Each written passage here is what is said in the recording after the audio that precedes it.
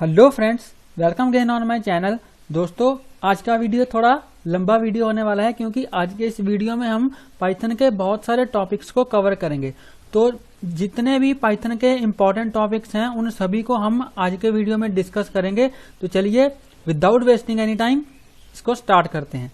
सबसे पहले मैं क्या करूंगा, सबसे पहले हम पाइथन के सेटअप को इंस्टॉल करेंगे अपने सिस्टम में। तो उसके लिए हमें यहाँ पे गूगल पे जाएंगे और हमें सिंपल क्या लिखना होगा, डाउनलोड पाइथन।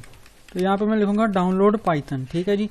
तो इसको डाउनलोड पाइथन को हम गूगल में सर्च करेंगे और जो भी हमारा जो पाइथन की वेबसाइट है यहाँ पे python.org, यहाँ पे हम जाएंगे, इसके लिंक पे हम क्लिक करेंगे। तो फ्रेंड्स, इस वीडियो में मैं थोड़ा फास्ट जाऊंगा ताकि मैं ज्यादा से ज्यादा टॉपिक्स को कम टाइम में कवर कर पाऊँ।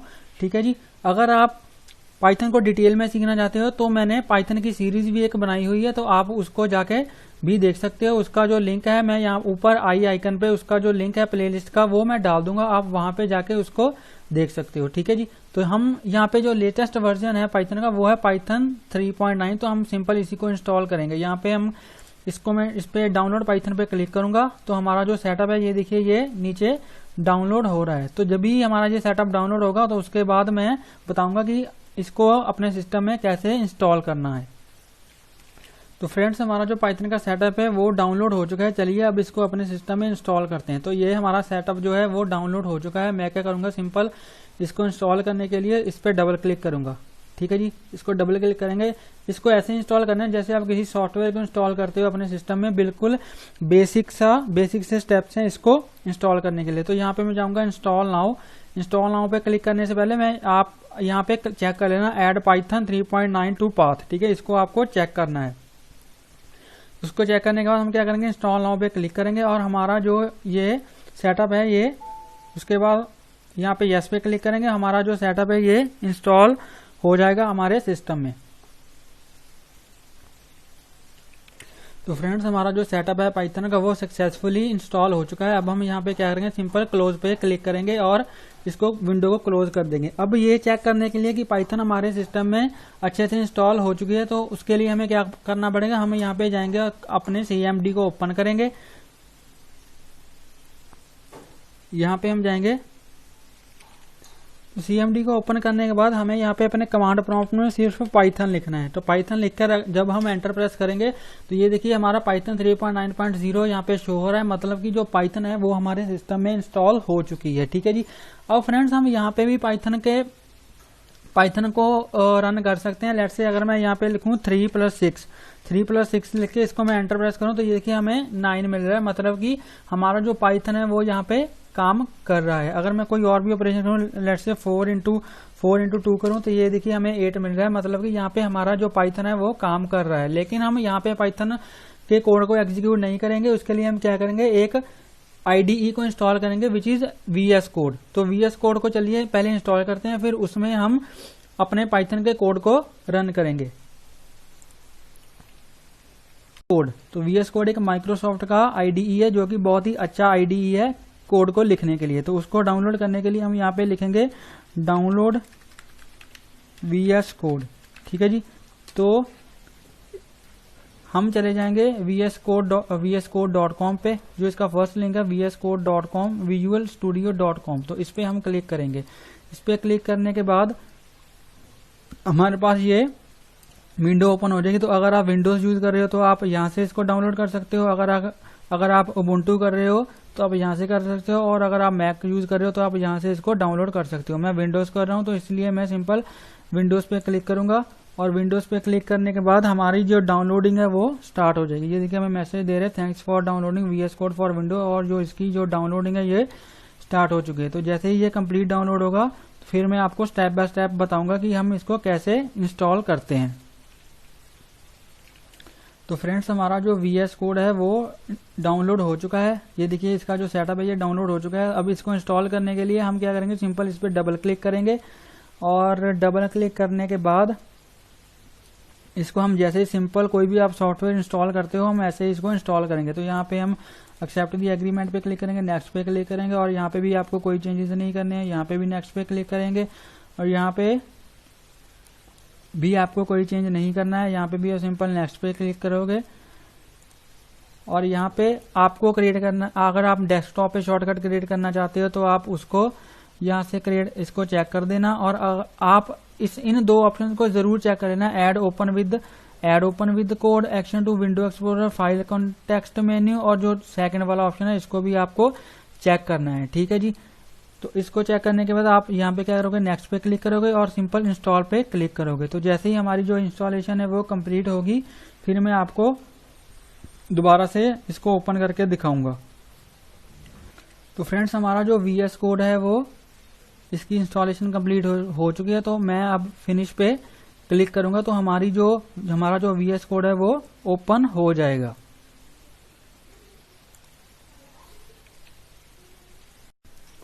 तो फ्रेंड्स, हमारा जो VS कोड है वो इंस्टॉल हो चुका है। ठीक है जी, तो ये जब मैंने इसको ओपन किया तो मुझे ये ऐसा, इसका जो वेलकम पेज है वो ऐसा दिखाई दे रहा है। मैंने इसको पहले भी यूज इसको मैं कर चुका हूँ, इसलिए मुझे ये कुछ ऐसा दिखाई दे रहा है। रिसेंट मेरे प्रोजेक्ट्स इसमें डिस्प्ले हो रहे हैं। लेकिन अगर आप फर्स्ट टाइम इसको ओपन कर रहे हो इंस्टॉल करने के बाद, तो आपको वेलकम पेज को ऐसा दिखाई नहीं देगा। ठीक है जी, तो इसके बाद हम क्या करेंगे, हमारा जो VS कोड है ये इंस्टॉल हो चुका है। अब मैं यहाँ पे क्या करूंगा, यहाँ पे मैं जाऊंगा डेस्कटॉप पे और यहाँ पे मैं एक फोल्डर को क्रिएट करूंगा। आप कहीं पे भी कर सकते हो, किसी भी ड्राइव में कर सकते हो। यहाँ पे मैं लिखूंगा पाइथन। ठीक है जी, यहाँ पे पाइथन लिखूंगा और मैं इस फोल्डर पे जब राइट क्लिक करूंगा और यहाँ पे राइट क्लिक करने के बाद यहाँ पे ओपन विद कोड मैं इसको सिलेक्ट करूंगा। ओपन विद कोड जब मैं इस फोल्डर को करूंगा तो ये जो फोल्डर है वो VS कोड में ओपन हो जाएगा। ठीक है जी, मैं अपने जो पुराने को बंद कर देता हूँ, पुराने VS कोड को, तो मेरा जो ये वाला फोल्डर है ये VS कोड में ओपन हो जाएगा। तो फ्रेंड्स, मेरा जो फोल्डर है वो VS कोड में ओपन हो चुका है। ठीक है, ये देखिए पाइथन। अब हम क्या करेंगे, इसमें पाइथन की फाइल्स बनाएंगे। तो सबसे पहले हम क्या करेंगे, यहाँ पे फाइल क्रिएट करेंगे। ठीक है जी, Ctrl+N से भी आप कर सकते हो, या फिर आप यहाँ पे न्यू फाइल पे भी क्लिक कर सकते हो। ठीक है जी, फाइल में जाएंगे, न्यू फाइल में क्लिक करेंगे तो आपकी फाइल क्रिएट हो जाएगी। इसको हम सेव करेंगे सिंपल पाइथन के नाम से। ठीक है, यहाँ पे मैं Ctrl+S करके इसको सेव करूंगा और यहाँ पे मैं लिखूंगा python.py। ठीक है जी, क्योंकि हम पाइथन की फाइल को क्रिएट करेंगे इसलिए उसकी जो एक्सटेंशन है पाइथन की फाइल की वो .py होती है। तो हम किसी भी अगर फाइल को .py एक्सटेंशन से सेव करेंगे तो वो पाइथन की फाइल होगी। ठीक है जी, तो यहाँ पे हम सबसे पहले क्या करेंगे, मैं यहाँ पे क्या करूंगा, सबसे पहले यहाँ पे मैं आपको कुछ सेटिंग्स इसकी बताना चाहता हूँ। जैसे कि मैं आपको बताता हूँ फटाफट। यहाँ पे सबसे पहले मैं क्या करेंगे, अगर हम पाइथन में कुछ भी प्रिंट करवाना चाहते हैं तो हम क्या करते हैं, प्रिंट फंक्शन का यूज करते हैं। ठीक है जी, तो यहाँ पे मैं लिखूंगा प्रिंट और यहाँ पे डबल कोट्स के अंदर मैं लिखूंगा जो भी हमारा नॉर्मली फर्स्ट प्रोग्राम होता है किसी भी लैंग्वेज का। तो यहाँ पे मैं लिखूंगा हेलो वर्ल्ड। ठीक है जी, हेलो वर्ल्ड। तो जैसे ही हेलो वर्ल्ड पे इसको मैं सेव करके यहाँ से रन करूंगा, तो मैं आपको बताना चाहता हूँ, अगर मैं कंट्रोल प्रेस करके और अपने माउस व्हील को ऐसे करता हूँ तो ये देखिए ये जूम इन जूम आउट हो रहा है। ठीक है, तो ये कैसे हो रहा है मैं आपको बताता हूँ। यहाँ पे मैं जाऊंगा सेटिंग्स में, यहाँ पे नीचे वाला ये वाले आइकन पे मैं क्लिक करूंगा और यहाँ पे जाऊंगा सेटिंग्स में, और सेटिंग्स में जाने के बाद यहाँ पे मैं लिखूंगा माउस व्हील। सर्च सेटिंग में आपको लिखना पड़ेगा माउस व्हील। ठीक है जी, तो ये देखिए यहाँ पे एडिटर माउस व्हील जूम। तो ये वाले ऑप्शन को आपको यहाँ पे इसको चेक कर देना है, ताकि आप जब भी कंट्रोल प्रेस करके अपने माउस व्हील को रोटेट करोगे तो आप जूम इन और जूम आउट कर पाओगे। ठीक है जी, एक तो आपको ये सेटिंग करनी है और आप इसमें अपने भी शॉर्टकट्स क्रिएट कर सकते हो। ठीक है जी, लेट्स से अगर जो मैंने अपना प्रोग्राम को रन करने का, यहाँ से भी आप ऐसे रन कर सकते हो। ठीक है जी, लेकिन मैंने अपना खुद का शॉर्टकट बनाया हुआ है प्रोग्राम को रन करने का। वो कैसे बनाना है, आपको यहाँ पे लिखना है एग्जीक्यूशन या फिर। तो फ्रेंड्स, जैसे ही मैं इसको सेव करके यहाँ से रन करूंगा, यहाँ से आप रन करोगे। ठीक है, जैसे ही इसको मैं सेव करके यहाँ से रन करूंगा तो ये मुझे कोई एरर दे रहा है, not recognise as an internal और एक्सटर्नल कमांड। तो इसका मतलब कि मैंने अपना जो पाइथन का इंटरप्रेटर है वो सिलेक्ट नहीं किया है, क्योंकि पहले मैं पाइथन 3.7 में यूज कर रहा था, लेकिन उसको मैंने अनइंस्टॉल करके अब मैं 3.9 अभी मैंने इंस्टॉल किया, तो उसको मुझे यहाँ से सिलेक्ट करना पड़ेगा। तो यहाँ पे सिलेक्ट पाइथन इंटरप्रेटर से हमें क्या करेंगे, यहाँ पे पाइथन 3.9 यहाँ से सिलेक्ट कर लेंगे। ठीक है जी, अब हमारा इंटरप्रेटर है वो सिलेक्ट हो चुका है। अब जब मैं इसको यहाँ से रन करूंगा रन करने के बाद तो हमें ये देखिए यहाँ पे हेलो वर्ल्ड हमें मिल रहा है। ठीक है फ्रेंड्स, तो ये हमारा सिंपल सा एक मेथड है कि पाइथन में हम कैसे प्रिंट करवा सकते हैं। तो फ्रेंड्स नेक्स्ट अब हम बात करेंगे कमेंट्स की। तो बेसिकली कमेंट्स क्या होते हैं? कमेंट्स एक प्रोग्रामिंग लैंग्वेज का बहुत ही इंपॉर्टेंट पार्ट है। कमेंट्स के थ्रू हम किसी भी यूजर को, लेट्स सपोज अगर मैंने कोई कोड किया, ठीक है जी, अब उस कोड को अगर मैं ही 5-6 महीने के बाद देखूं तो मुझे नहीं पता चलेगा कि मैंने क्या कोड किया है या फिर ये कोड क्या काम करता है। तो उसके लिए हम क्या करते हैं, कमेंट्स का यूज करते हैं। अगर मैं लेट्स से अगर मैं ये मैंने किया है प्रिंट, अगर मैं चलो ये तो सिंपल सा ही है, तो इसके लिए मैं सिंपल यहाँ पे ऐसे बता सकता हूँ कि ये प्रिंट फंक्शन, लेट्स से ये अगर मैं ऐसे बोल दूं प्रिंट, ऐसे बोल दूं print function is used, print function is used to print anything on screen। ठीक है जी, print anything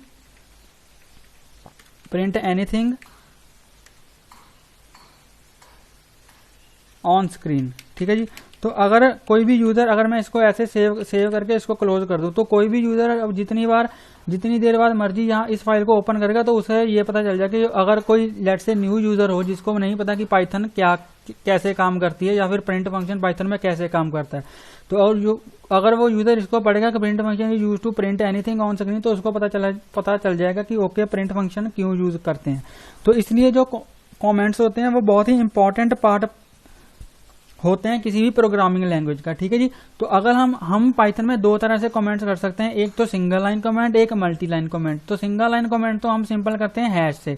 अगर मैं किसी भी लाइन के आगे हैश लगा दूं तो वो क्या बन जाएगा, सिंगल लाइन कमेंट बन जाएगा। अगर मैं इसके आगे भी हैश लगा दूं तो ये भी क्या बन जाएगा, कमेंट बन जाएगा। ठीक है जी, तो सिंगल लाइन कमेंट करते हैं हम हैश की हेल्प से। अगर हम मल्टी लाइन कमेंट करना चाहें तो वो हम कैसे कर सकते हैं, हम यहाँ पे 3 यहाँ पे लगाएंगे कोट्स, ये होगा हमारा स्टार्टिंग, और जब हम बंद करेंगे तो वो वहां पे भी हम लगाएंगे 3 कोट्स। तो इसके अंदर मैं जो भी कुछ लिखूंगा वो क्या होगा, कमेंट होगा। ठीक है जी, वो कमेंट क्या करता है, कमेंट को जो इंटरप्रेटर होते हैं वो कमेंट्स को इग्नोर कर देते हैं। कमेंट्स के अलावा जो भी आपने यहाँ पे अपनी फाइल में लिखा है वो ही एग्जीक्यूट होगा। जो कमेंट्स होते हैं उनको जो इंटरप्रेटर होता है वो एग्जीक्यूट नहीं करता, उसको वो इग्नोर कर देता है। तो अगर मैं यहाँ पे कुछ भी लिख दूं, लेट से ऐसे माई नेम ऐसे, इसके बाद एंटर डाल के यहाँ पे लिख दूं इज, फिर एंटर डाल के लिख दूं ये सचिन, तो ये मैं क्या कर रहा हूँ, मल्टी लाइन में मैंने इसको लिखा है, तो ये क्या हो गया, मल्टी लाइन कमेंट हो गया। अगर मैं इसको ऐसे सेव करके इसको ऐसे रन भी कर दूं तो भी ये देखिए हेलो वर्ल्ड डिस्प्ले हो रहा है और हमें ये कोई एरर नहीं दे रहा। ठीक है जी, अगर मैं इसको हटा दूं, लेट से इसको मैंने हटा दिया, ठीक है जी, यहाँ से इसको भी हटा दिया, तो अब मैं इसको अगर सेव करके रन करूं तो ये देखिए ये बोल रहा है माई नेम, ये क्या है, इसको पता नहीं चल रहा कि माई नेम क्या है। ठीक है, ये बोल रहा है कुछ भी बोला, इनवैलिड सिंटैक्स ऐसे बोल रहा है, क्योंकि इंटरप्रेटर को ये पता नहीं चल रहा कि ये क्या है। अगर हम इसको ऐसे कोट्स के अंदर लिख दें, ठीक है जी, 3 कोट्स आपको ऊपर लगाने हैं, 3 कोट्स आपको नीचे लगाने हैं, तो इंटरप्रेटर को पता चल जाएगा कि ओके ये मल्टी लाइन कमेंट है। ठीक है जी, फिर वो क्या करेगा, इसको इग्नोर कर देगा और हमारा जो प्रोग्राम है वो सक्सेसफुली रन हो जाएगा। ठीक है फ्रेंड्स, तो ये थे कमेंट्स इन पाइथन। नेक्स्ट अब हम क्या करेंगे, अब हम वेरिएबल्स क्रिएट करना सीखेंगे कि कैसे हम पाइथन में वेरिएबल्स को क्रिएट करते हैं। और वेरिएबल्स क्या होते हैं, बेसिकली वेरिएबल एक कंटेनर होता है जिसके अंदर हम कोई वैल्यू को स्टोर करवाते हैं। ठीक है, जैसे कि आपका सूटकेस होता है, आप सूटकेस के अंदर जब जाते हो ट्रैवलिंग के लिए तो उसमें क्या करते हो, आप अपना सामान पैक करते हो। ठीक है, अपने जो क्लोथ्स होते हैं वो आप पैक करते हो और आपका जो भी जरूरत का सामान होता है वो आप उसमें रखते हो। तो ऐसे ही हमारे वेरिएबल्स होते हैं प्रोग्रामिंग लैंग्वेज में, जिनमें हम किसी वैल्यू को स्टोर करवाते हैं। ठीक है जी, ताकि हम उस वैल्यू पे कुछ ऑपरेशन परफॉर्म कर पाए। तो पाइथन में हम कैसे, मैं क्या करता हूँ, इसको प्रिंट तो आपको सभी को पता चली गया क्या है, तो मैं क्या करता हूँ, इसको सारे को हटा देता हूँ। ठीक है जी, तो हम वेरिएबल क्रिएट करेंगे। वेरिएबल हम पाइथन में कैसे क्रिएट करते हैं, सिंपल आपको वेरिएबल का नेम ही लिखना होता है। लेट्स से मैंने अगर कोई वेरिएबल डिफाइन करना है ए, तो इसके जैसे हम बाकी प्रोग्रामिंग लैंग्वेजेस में करते हैं, जैसे सी में, C++ में या फिर जावा में, उनमें हमें क्या करना पड़ता है, हमें यहाँ पे डेटा टाइप भी लिखना पड़ता है वेरिएबल का कि डेटा टाइप कौन सा है। लेट्स से आप सी में ऐसे किसी भी वेरिएबल को डिक्लेयर करते हो, ठीक है जी, इंट ए, आपको वेरिएबल के सामने उसका डेटा टाइप भी लिखना पड़ता है। लेकिन पाइथन में ऐसा नहीं है। पाइथन में हमें क्या करना पड़ेगा, सिंपल हम वेरिएबल का नेम लिखेंगे और उसमें कुछ वैल्यू असाइन करवा देंगे, लेट्स से 10। तो जो भी हम वेरिएबल में जो भी वैल्यू को असाइन करवाएंगे तो उस वैल्यू के अकॉर्डिंग इंटरप्रेटर को पता चल जाएगा कि ओके ये वेरिएबल इस टाइप का है। लेट्स से अगर मैं इसमें 10 पास करा रहा हूं तो इंटरप्रेटर समझ जाएगा कि ये इंट टाइप का है। ये देखिए ए पे जब मैं कर्सर लेके जा रहा हूं तो यहाँ पे क्या आ रहा है, ए इंट, जी देखिए ए इंट आ रहा है। अगर मैं इसमें कोई स्ट्रिंग वैल्यू यहाँ पे पास करा दूं, लेट्स से अपना नेम पास करवा दूं, तो यहाँ पे क्या आएगा, ये देखिए अब ASTR आने लगा है। तो इसका मतलब कि जो जिस टाइप की वैल्यू हम किसी वेरिएबल में स्टोर करवाते हैं वो वेरिएबल उस टाइप का ही हो जाता है, हमें अलग से उस वेरिएबल की टाइप को यहाँ पे स्पेसिफाई नहीं करना पड़ता, ठीक है फ्रेंड्स। तो अगर मैं यहाँ पे ए में अपना नाम असाइन करवा रहा हूँ और यहाँ पे अगर मैं अपने ए को अगर मैं प्रिंट करवाऊँ तो मेरा जो नाम है वो यहाँ पे प्रिंट हो जाएगा, ठीक है। ये देखिए सचिन नीचे डिस्प्ले हो रहा है। तो ऐसे हम वेरिएबल को डिक्लेयर करके उसमें किसी भी वैल्यू को असाइन करवा सकते हैं। तो अगर मैं जानना चाहता हूँ कि ये वेरिएबल किस टाइप का है तो यहाँ पे हम टाइप फंक्शन का भी यूज कर सकते हैं। यहाँ पे मैं लिखूंगा टाइप और उसमें मैं पास कर दूंगा ए को, ठीक है जी। टाइप करके उसको उसमें ए को पास कर दूंगा। तो जैसे ही मैं इसको सेव करके रन करूंगा तो ये देखिए यहाँ पे आ रहा है क्लास STR, मतलब कि जो ए है वो STR क्लास का है, मतलब कि स्ट्रिंग टाइप का है। अगर मैं यहाँ पे कोई इंटीजर वैल्यू पास करवा दूं, यहाँ पे लेट्स से अगर मैंने 10 पास करवा दिया और अब मैं इसको रन करूँ तो ये देखिए यहाँ पे आ रहा है क्लास इंट। अगर मैं इसमें कोई फ्लोट वैल्यू सेव करवा दूं 10.5, अब इसको सेव करके रन करूँ तो यहाँ पे ये देखिए आ रहा है क्लास फ्लोट, ठीक है जी।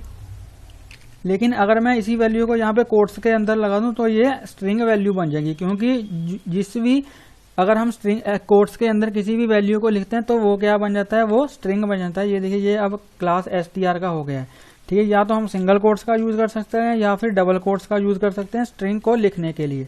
तो अगर आप सिंगल कोट्स या डबल कोट्स के अंदर कोई भी वैल्यू लिख रहे हो तो वो क्या होगी, स्ट्रिंग टाइप की होगी, ठीक है फ्रेंड्स।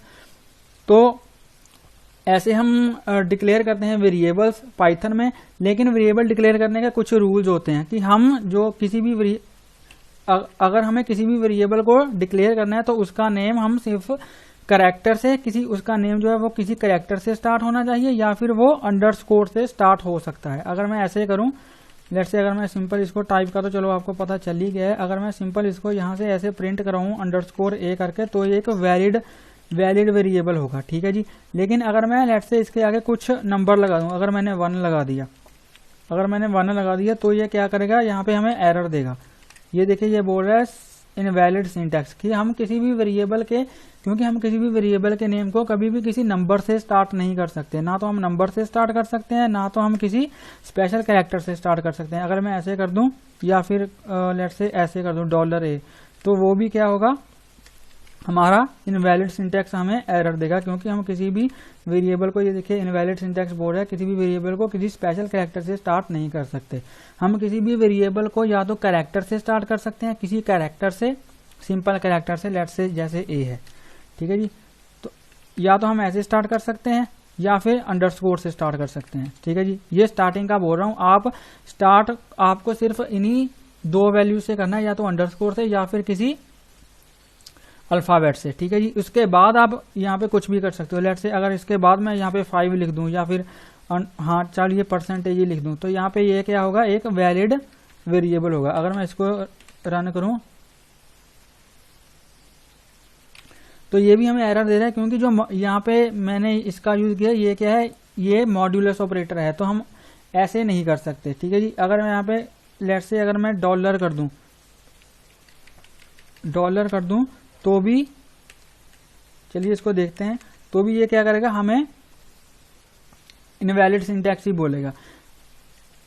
तो हम वेरिएबल के नेम में स्पेशल कैरेक्टर यूज नहीं कर सकते, ठीक है जी। अगर मैं यहाँ पे लेट्स से कोई यहाँ पे इंटीजर वैल्यू पास कर दूं तो वो हम कर सकते हैं, ठीक है जी। तो ये एक वैलिड वेरिएबल होगा। ये देखिए ये अभी अच्छे से रन कर रहा है, ठीक है जी। तो वेरिएबल डिक्लेयर करने के लिए आपको ये ध्यान रखना पड़ेगा कि आपका जो वेरिएबल है वो एक तो अल्फाबेट से स्टार्ट होना चाहिए या फिर अंडरस्कोर से स्टार्ट होना चाहिए, और आप वेरिएबल के नेम में कोई भी स्पेशल कैरेक्टर यूज नहीं कर सकते, ठीक है जी। सिर्फ अंडरस्कोर का यूज कर सकते हो, उसके अलावा आप किसी स्पेशल कैरेक्टर का यूज नहीं कर सकते।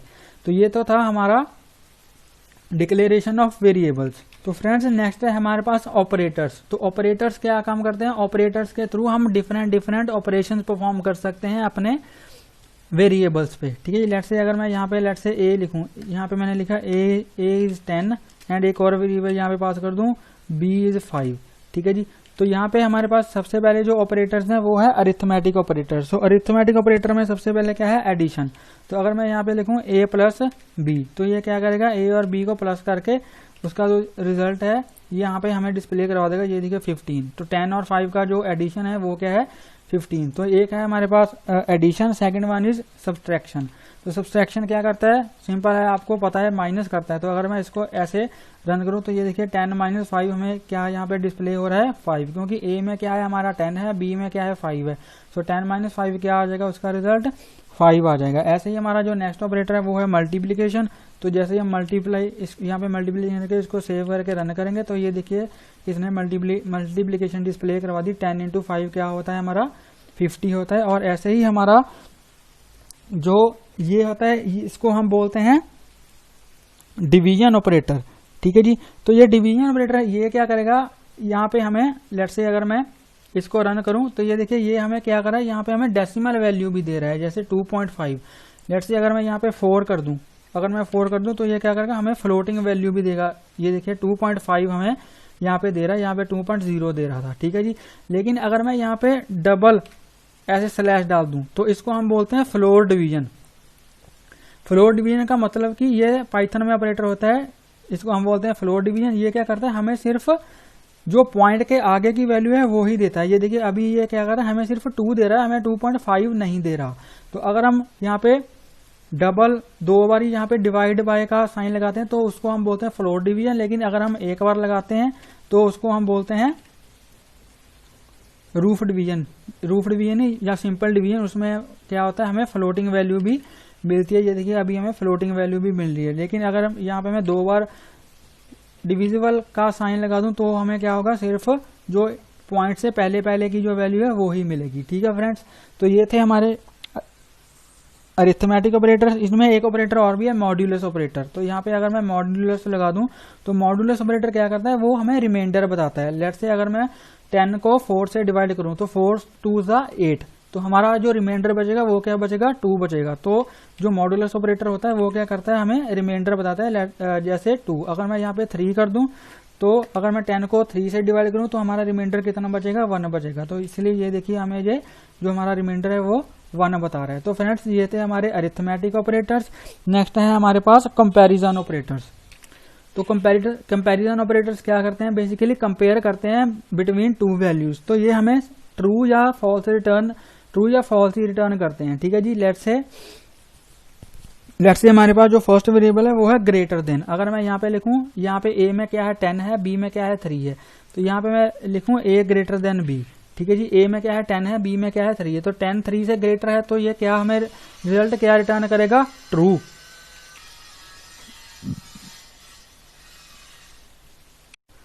तो जैसे ही मैं इसको यहाँ से सेव करके रन करूंगा, ठीक है जी, इसको सेव करके जैसे ही मैं यहाँ से रन करूंगा तो ये देखिए अभी हमें ट्रू यहाँ पे रिटर्न कर रहा है। लेकिन अगर मैं लेट से यहाँ पे 1 कर दूं और यहाँ पे बी को क्या कर दूं, 3 कर दूं, तो यहाँ पे क्या आएगा, ए में 1 आ जाएगा, बी में क्या आ जाएगा 3। तो 1 इज ग्रेटर देन 3। तो ये तो फॉल्स हो जाएगा क्योंकि 1 तो 3 से छोटा होता है। तो जैसे मैं इसको सेव करके यहाँ से रन करूंगा तो ये देखिए अभी हमें फॉल्स रिटर्न कर रहा है, ठीक है जी।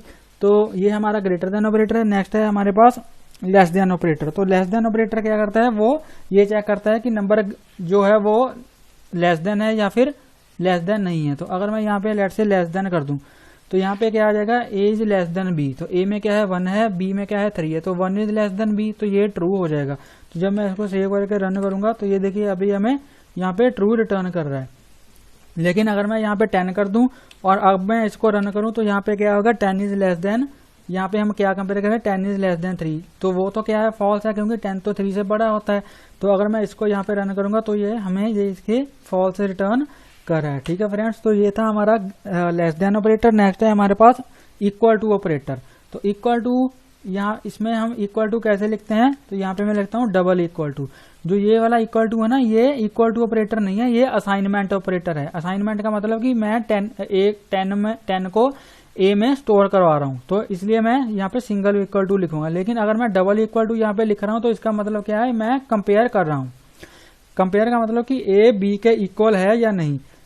तो ए में क्या है 10 है, बी में क्या है 3 है, तो ये इक्वल नहीं है, तो इसलिए हमें ये क्या करेगा, फॉल्स रिटर्न करेगा। अगर मैं इसको सेव करके यहाँ से रन करूँ तो ये देखिए ये हमें फॉल्स रिटर्न कर रहा है। लेकिन अगर मैं यहाँ पे भी 10 कर दूँ, बी में भी 10 कर दूँ, तो अब ये क्या करेगा, ए इज इक्वल टू बी है, मतलब कि ये ट्रू है।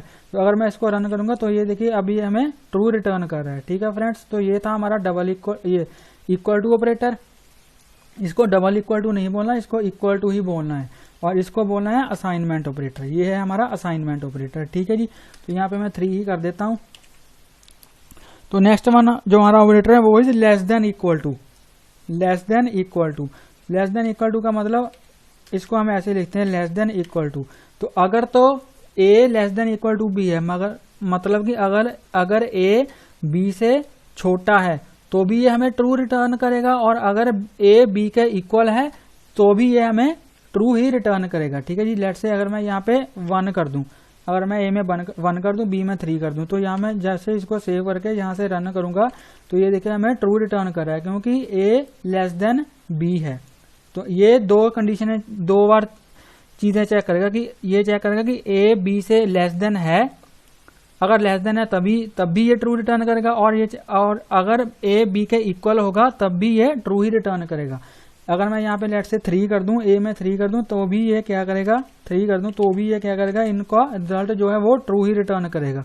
लेकिन अगर यहाँ पे मैं 4 कर दूं तो अभी ये क्या करेगा, ये फॉल्स रिटर्न करेगा, क्योंकि ए बी से लेस देन नहीं है, ना तो उसके इक्वल है ना लेस देन है, इसलिए ये हमें फॉल्स रिटर्न कर रहा है। जो हमारा नेक्स्ट ऑपरेटर है कंपैरिजन ऑपरेटर, वो है ग्रेटर देन इक्वल टू। तो सिंपल हमें यहाँ पे लेस देन की जगह पे यहाँ पे ग्रेटर देन कर देना है। तो ये भी 2 चीजें चेक करेगा कि अगर ए बी से ग्रेटर है तो भी ये हमें रिटर्न ट्रू करेगा, अगर ए बी के इक्वल है तो भी ये हमें ट्रू रिटर्न करेगा। अब हमारा जो ए है वो बी से ग्रेटर है तो ये क्या करेगा, हमें ट्रू रिटर्न करेगा। ये देखिए ये ट्रू रिटर्न कर रहा है। अगर ए बी के इक्वल होगा तो भी ये हमें ट्रू ही रिटर्न करेगा। ठीक है, ये देखिए ये फिर से ट्रू कर रहा है। लेकिन अगर ए बी से छोटा होगा तो ये क्या करेगा, ये हमें फॉल्स रिटर्न करेगा, क्योंकि ए बी से छोटा है, और हम यहाँ पे चेक कर रहे हैं ग्रेटर देन इक्वल टू। ठीक है जी, तो ये हमारा greater than equal to. Next है हमारा नॉट इक्वल टू। तो यहाँ पे मैं अगर ऐसे लगा दूं, नॉट इक्वल टू हम कैसे लिखते हैं, ऐसे। तो ये चेक करेगा कि ए बी के इक्वल तो नहीं है, अगर ए बी के इक्वल नहीं है तो ये हमें ट्रू रिटर्न करेगा, अगर ए बी के इक्वल है तो ये हमें फॉल्स रिटर्न करेगा। अगर मैं इसको यहाँ से सेव करके यहाँ पे रन करूं तो ये देखिए ये हमें ट्रू रिटर्न कर रहा है, क्योंकि ए बी के इक्वल नहीं है। ए में 2 है, बी में 3 है, इसलिए वो इक्वल नहीं है, इसलिए ये हमें ट्रू रिटर्न कर रहा है। लेकिन अगर मैं यहाँ पे 2 कर दूं, तो ये हमें क्या करेगा, यहाँ पे फॉल्स रिटर्न करेगा, क्योंकि ए बी के इक्वल है, और हम यहाँ पे चेक कर रहे हैं नॉट इक्वल टू, तो ये फॉल्स हो जाएगा, इसलिए ये हमें फॉल्स रिटर्न कर रहा है। तो फ्रेंड्स ये थे हमारे जो सबसे बेसिक ऑपरेटर्स हैं, मतलब कि लॉजिकल ऑपरेटर्स और जो हमारे अरिथमेटिक ऑपरेटर्स हैं। बाकी पाइथन में और भी बहुत से ऑपरेटर्स हैं, जैसे कि असाइनमेंट ऑपरेटर्स, लॉजिकल ऑपरेटर्स, पहले लॉजिकल ऑपरेटर नहीं, वो कंपैरिजन ऑपरेटर्स हैं जो हमने ये किए हैं। एक हमने किए हैं अरिथमेटिक ऑपरेटर्स और एक हमने किए हैं कंपैरिजन ऑपरेटर्स। ठीक है जी, इसमें और भी पाइथन में बहुत से ऑपरेटर्स होते हैं, जैसे कि assignment operator, logical operator, bitwise operators, और होते हैं हमारे मेंबरशिप ऑपरेटर्स और आइडेंटिटी ऑपरेटर्स। तो हम इनके इतना डिटेल में नहीं जाएंगे, क्योंकि हमारे पास जो है वो टाइम कम है, हमें कम टाइम में ज्यादा कवर करने हैं, और भी टॉपिक्स बहुत है कवर करने हैं। लेकिन अगर आप बाकी ऑपरेटर्स को भी देखना चाहते हो तो मैंने उन ऑपरेटर्स पे ऑलरेडी ही वीडियोस बना के रखी हैं अपनी पाइथन की प्लेलिस्ट में, उसका जो लिंक है मैं दे दूंगा।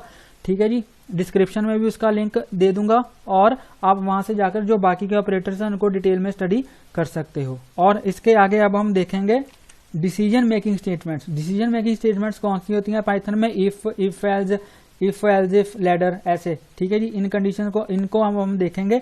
तो और हम देखेंगे जो लूप्स होती हैं, जैसे कि वाइल लूप, फॉर लूप। ठीक है, ये 2 लूप्स होती हैं पाइथन में, इनको हम देखेंगे। तो जो हमारी कंडीशन स्टेटमेंट्स होती हैं वो क्या करती हैं, वो कंडीशन को चेक करती हैं। ठीक है जी, अगर किसी स्पेसिफाइड कंडीशन के ट्रू होने पर हम किसी कोड को रन करना चाहते हैं तो हम कंडीशनल स्टेटमेंट्स का यूज करते हैं। ठीक है जी, लेट्स से यहाँ पे जो हमारी फर्स्ट कंडीशन स्टेटमेंट वो है इफ, तो यहाँ पे हम लिखते हैं इफ। तो अगर मैं यहाँ पे लिखूं इफ लेट्स से हम सबसे पहले क्या करेंगे, यहाँ पे ए को यहाँ पे 10 ले लेंगे, ठीक है जी, बी को यहाँ पे ले लेंगे लेट्स से 3। तो अगर मैं यहाँ पे लिखूं if A greater than B, if A greater than B, तो यहाँ पे क्या प्रिंट हो, A is greater than B. तो यहाँ पे सिंपल क्या प्रिंट हो जाए, A is greater than B, ठीक है जी। तो अगर ए बी से ग्रेटर है तो ये प्रिंट होगा, अगर ए बी से ग्रेटर नहीं है, ए बी से छोटा है, तो कुछ भी नहीं प्रिंट होगा। तो हम चाहते हैं कि अगर ए बी से ग्रेटर हो तब भी हमारी जो ये प्रिंट स्टेटमेंट है ये एग्जीक्यूट हो, ठीक है जी।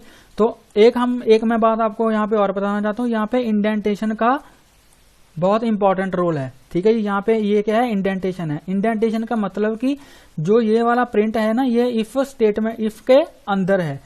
अगर मैं यहाँ पे लेट से इफ के यहाँ पे इंडेंटेशन नहीं डालूं तो इसका मतलब क्या होगा कि जो ये प्रिंट है ये इफ ब्लॉक के अंदर नहीं है, ये इफ ब्लॉक के बाहर है।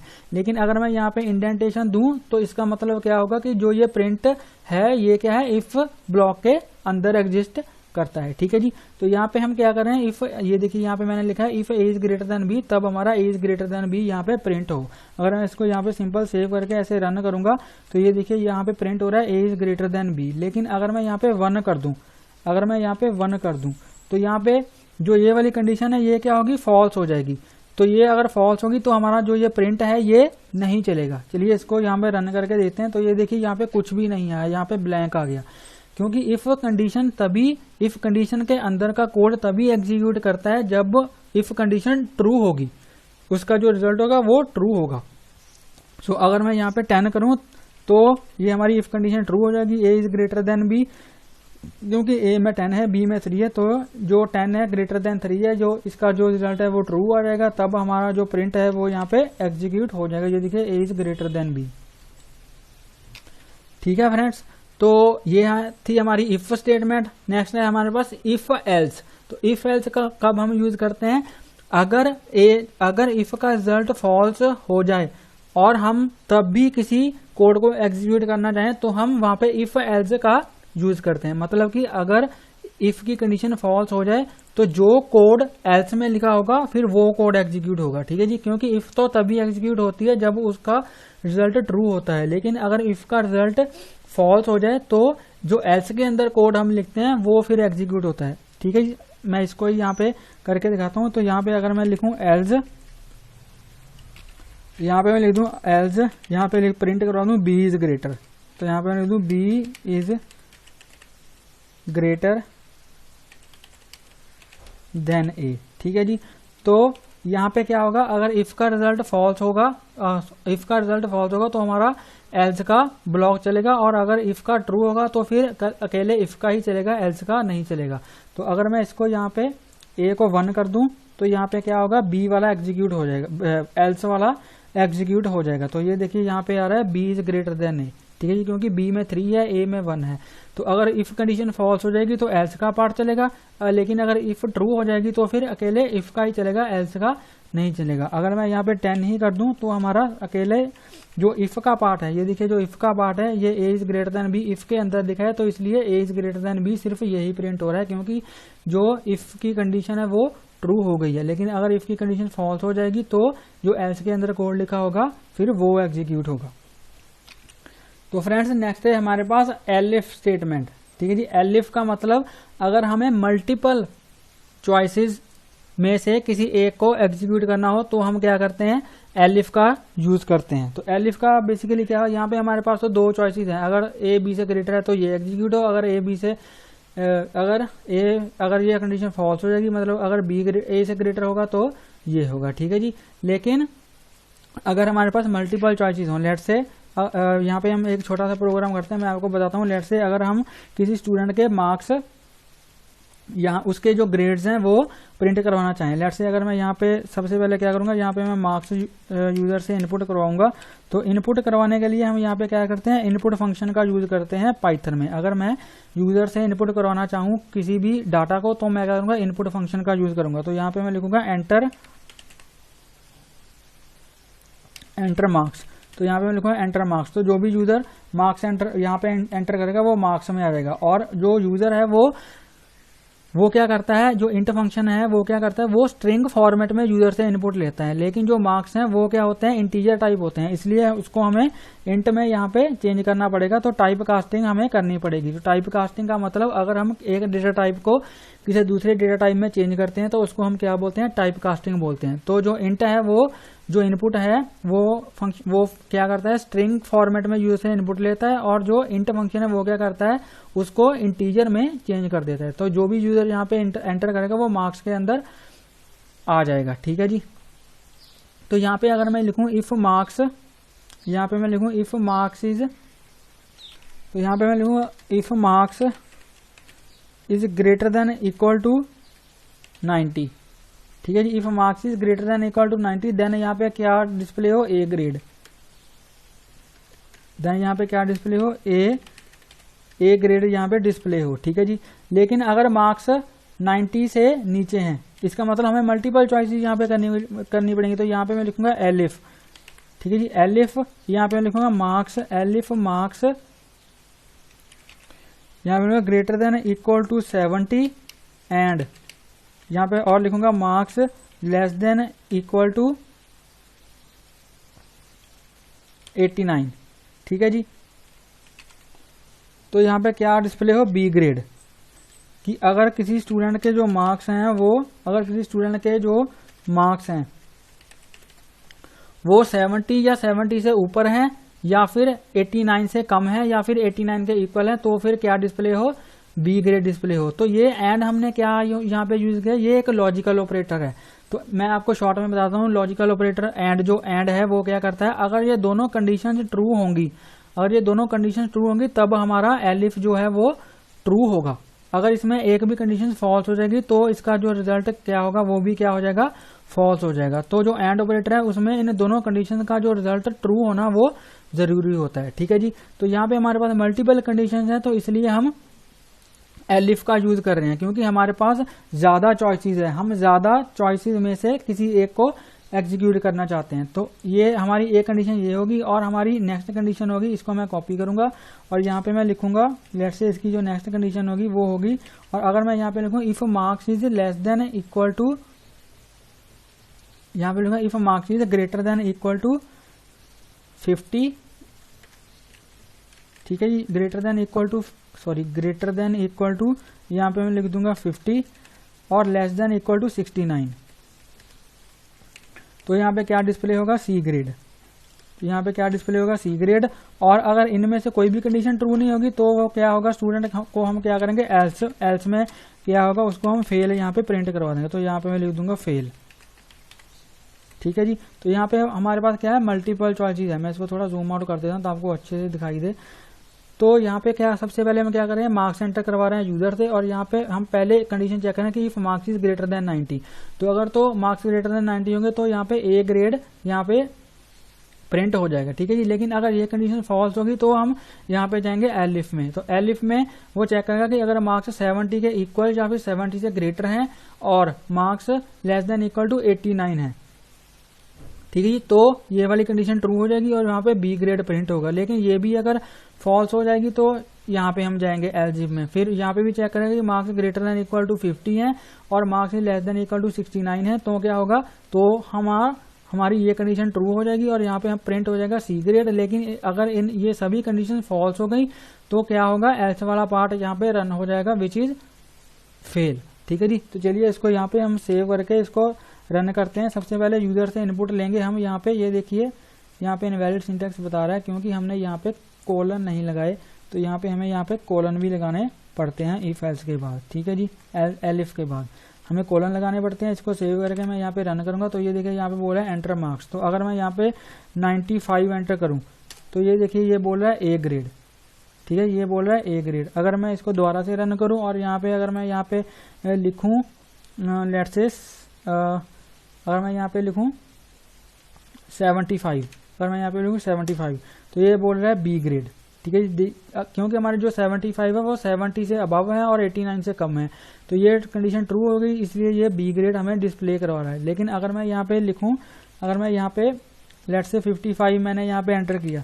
55 एंटर करने के बाद ये देखिए ये बोल रहा है सी ग्रेड, क्योंकि ये कंडीशन ट्रू हो रही है, क्योंकि 55 50 से ग्रेटर है और 69 से कम है, तो ये हमें सी ग्रेड डिस्प्ले करवा रहा है। लेकिन अगर मैं 50 से कम मार्क्स एंटर करूं, ठीक है जी, अगर मैं 50 से कम मार्क्स एंटर करूं, लेट्स से अगर मैं यहाँ पे 49 एंटर करूं, 49 मैंने एंटर किया, तो ये देखिए यहाँ पे हमें फेल दिखा रहा है, क्योंकि 49 में ये कोई भी कंडीशन ट्रू नहीं हो रही, इसलिए ये सिर्फ एल्स वाला पार्ट चल रहा है, तो इसलिए ये हमें फेल प्रिंट करवा रहा है। ठीक है फ्रेंड्स, तो ये थी हमारी एलिफ स्टेटमेंट। एलिफ का यूज हम तब करते हैं जब हमारे पास मल्टीपल चॉइसेस हो सिलेक्ट करने के लिए। मल्टीपल चॉइसेस में से हमें सिर्फ एक चॉइस सिलेक्ट करनी हो तो वो हम एलिफ का यूज करते हैं। लेकिन अगर हमारे पास सिर्फ दो चॉइसेस हो, मतलब ट्रू या फॉल्स सिर्फ दो चॉइसेस हो, तो हम इफ एल्स का यूज कर सकते हैं। ठीक है जी। तो फ्रेंड्स जो नेक्स्ट टॉपिक है हमारे पास वो है लूप्स। तो हमारे बेसिकली पाइथन में दो तरह की हमारे पास लूप्स होती है, एक होती है फॉर लूप और एक होती है व्हाइल लूप।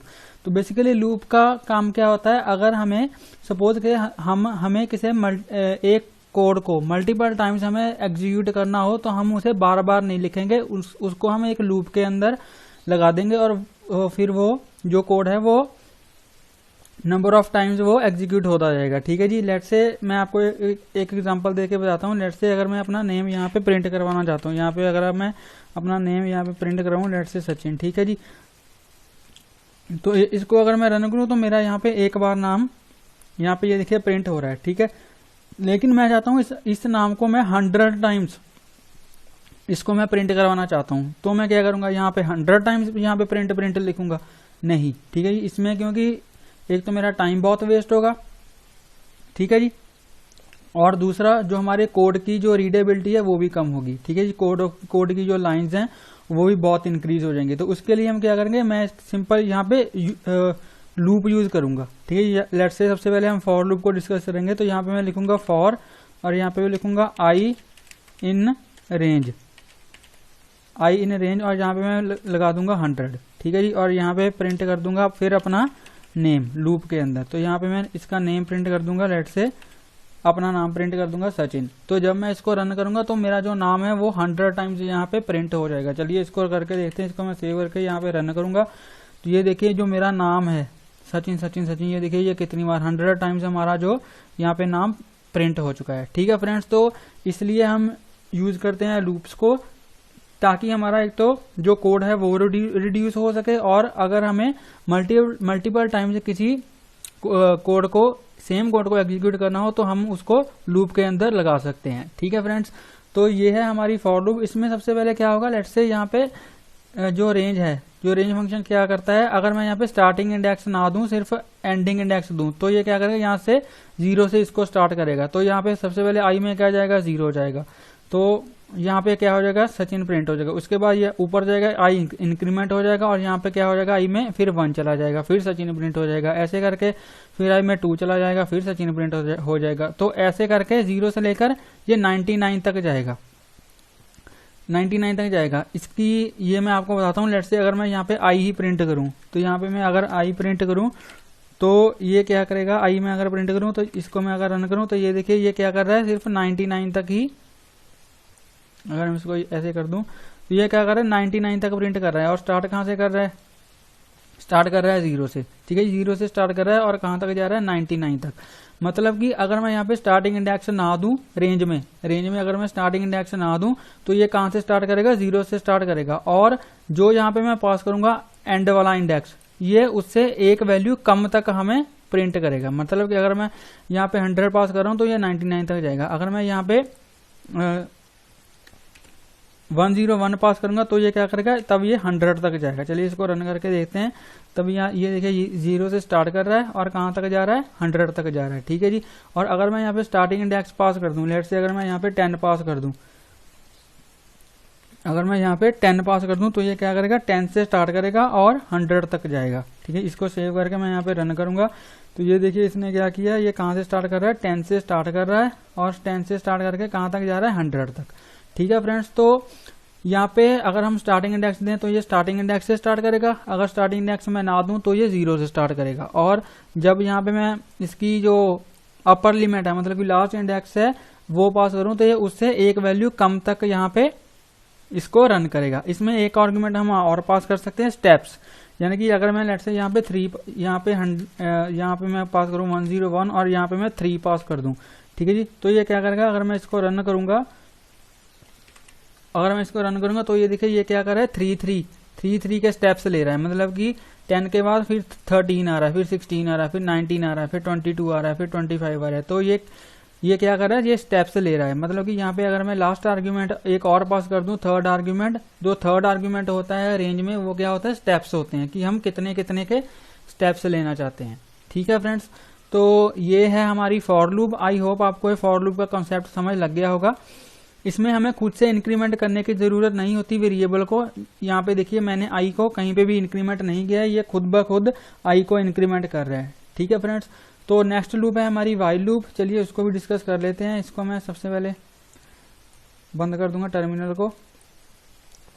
तो यहाँ पे हम फॉर की जगह पे अब वाइल लूप का यूज करेंगे। तो वाइल लूप में हम सबसे पहले क्या करेंगे, वाइल, अगर मैं यहाँ पे वाइल आई इन रेंज, ठीक है जी। वाइल लूप की जो वर्किंग है वो सेम फॉर लूप की तरह ही है, सिर्फ इसका जो सिंटेक्स है वो डिफरेंट है और इसमें कुछ हमें खुद भी करना पड़ता है। सबसे पहले हमें यहाँ पे आई को ऊपर डिक्लेयर भी करना पड़ेगा और आई को इंक्रीमेंट भी खुद ही करना पड़ेगा वाइल लूप में। तो अगर मैं यहाँ पे लिखूं रेंज का तो सेम ही फंक्शन है। अगर यहाँ से लेट्स से 1 से लेकर यहाँ पे मैं 11 तक करूं, ठीक है जी, और यहाँ पे मैं लिख दूं प्रिंट आई, यहाँ पे मैं लिख दूं प्रिंट आई, और यहाँ पे मुझे क्या करना पड़ेगा, आई को खुद ब खुद इंक्रीमेंट भी करना पड़ेगा। ठीक है जी, I is equal to I plus 1, और ऊपर मुझे आई को यहाँ पे डिक्लेयर भी करना पड़ेगा। अगर मैं आई को डिक्लेयर नहीं करूंगा तो ये देखिए ये हमें एरर देगा। अगर मैं इसको रन करूं तो ये देखिए यहाँ पे एरर दे रहा है, name I is not defined. तो सबसे पहले आई को मुझे यहाँ पे डिफाइन भी करना पड़ेगा। लेट्स से यहाँ पे मैं आई इज इक्वल टू, इसमें कुछ वैल्यू देनी, अगर मैं सिंपल ऐसे ही आई लिखूं तो भी ये हमें एरर देगा, आई इज नॉट डिफाइंड। तो हमें यहाँ पे आई में कुछ वैल्यू देनी पड़ेगी। लेट्स से अगर मैं यहाँ पे आई में नल वैल्यू देकर देखते हैं कि ये नल को एक्सेप्ट करता है या नहीं करता। नहीं, नल इज नॉट डिफाइंड, मतलब कि इसमें नल नहीं होता। ठीक है जी, तो यहाँ पे हमें क्या करना पड़ेगा, लेट्स से आई को 0 से हम इनिशियलाइज कर देंगे। तो अब ये हमारा जो कोड है वो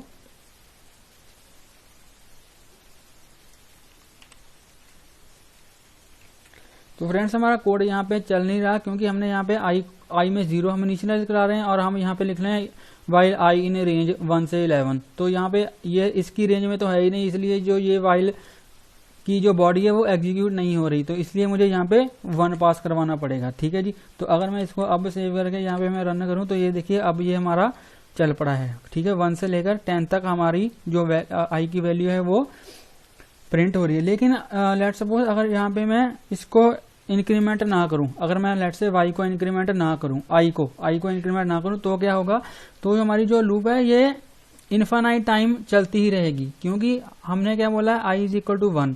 तो यहाँ पे ये देखेगा वाइल आई इन रेंज 1 से 11। तो सबसे पहले आई में 1 जाए, आई में क्या है 1 है, तो ये क्या करेगा आई को प्रिंट करवा देगा और उसके बाद ये आई को इंक्रीमेंट करेगा ही नहीं। तो उसके बाद ये फिर ऊपर जाएगा, आई में क्या है 1 है, फिर से 1 को प्रिंट करा देगा, फिर ऊपर जाएगा, आई में क्या है 1 है, फिर से आई 1 को प्रिंट करवा देगा। तो ये इसको, तो इसलिए हमें यहाँ पे इंक्रीमेंट करना जरूरी है। तो अगर मैं इसको ऐसे ही रन कर दूं तो ये इनफाइनाइट टाइम 1 को ही प्रिंट करता जाएगा। तो चलिए इसको रन करके देखते। तो ये देखिए ये इनफाइनाइट टाइम ये रुक ही नहीं रहा, ये देखिए इनफाइनाइट टाइम 1 को ही प्रिंट कर रहा है, ये रुक ही नहीं रहा, ये चली जा रहा है। तो इसलिए हमें वाइल को यहाँ पे जो इसका आइटरेटर है उसको इंक्रीमेंट करना पड़ता है वाइल में, लेकिन फॉर में हमें ऐसा नहीं करना पड़ता। फॉर क्या करता है, अपने आप ही उसको इंक्रीमेंट करता रहता है। ठीक है, तो ये देखिए ये चले जा रहा है, ये स्टॉप नहीं हो रहा, इसलिए हमें यहाँ पे इसको किल करना पड़ेगा टर्मिनल को। ठीक है जी, तो इसलिए हमें यहाँ से इसको आई को इंक्रीमेंट करना जरूरी होता है, ताकि जो वाइल की कंडीशन है वो कहीं पे फॉल्स हो और जो कंट्रोल है वो लूप से बाहर आ पाए। चलिए इसको फिर से रन करते हैं। तो ये क्या करेगा 10 तक जाएगा और जब यहाँ पे देखेगा आई जब इंक्रीमेंट होगा 11 हो जाएगा, तो यहाँ पे जो मैंने आपको बताया था कि जो रेंज में जो लास्ट आर्ग्यूमेंट होता है उससे एक कम तक हमारी जो लूप चलती है। तो यहाँ पे जब देखेगा ये आई 11 है तो यहाँ से बाहर आ जाएगा और हमारी जो प्रिंटिंग है वो यहाँ पे स्टॉप हो जाएगी। ठीक है फ्रेंड्स, तो ये थी हमारी वाइल लूप। आई होप आपको फॉर लूप और वाइल लूप का कॉन्सेप्ट समझ आ गया होगा। अगर आप इसको डिटेल में समझना चाहते हो तो मेरी पाइथन के ट्यूटोरियल्स की प्लेलिस्ट है, उसका जो लिंक है मैं डिस्क्रिप्शन में दे दूंगा। आप उसमें जाकर फॉर लूप और व्हाइल लूप को अच्छे से समझ सकते हो। डिटेल में मैंने ऑलरेडी इस पे वीडियो बना रखी है। और अब हम इसके आगे डिस्कस करेंगे जो हमारे बेसिक डेटा टाइप्स हैं हमारे पाइथन में। सबसे पहले हम डिस्कस करेंगे लिस्ट के बारे में। तो लिस्ट बेसिकली क्या होती है? लिस्ट होती है कलेक्शन ऑफ एलिमेंट्स। ठीक है जी। लिस्ट में हम क्या कर सकते हैं? मल्टीपल टाइप्स के एलिमेंट्स को स्टोर करवा सकते हैं। तो लिस्ट को क्रिएट हम कैसे करते हैं? यहाँ पे हम एक वेरिएबल का नेम लिखेंगे और वेरिएबल का नेम लिखने के बाद इक्वल टू का साइन लगाएंगे और यहाँ पे बनाएंगे स्क्वायर ब्रेसिस। अगर हम किसी भी वेरिएबल के बाद यहाँ पे इक्वल टू लगाकर और स्क्वायर ब्रेसिस यहाँ पे लगा दें तो इसका मतलब क्या है कि ये लिस्ट हमारी क्रिएट हो जाएगी। इसको मैं थोड़ा जूम इन कर लेता हूँ। अगर मैं इसको प्रिंट करवाऊँ इसकी टाइप को, ठीक है जी, अगर मैं एक ही टाइप को यहाँ पे प्रिंट करवाऊँ तो ये देखिए ये हमें क्या देगा।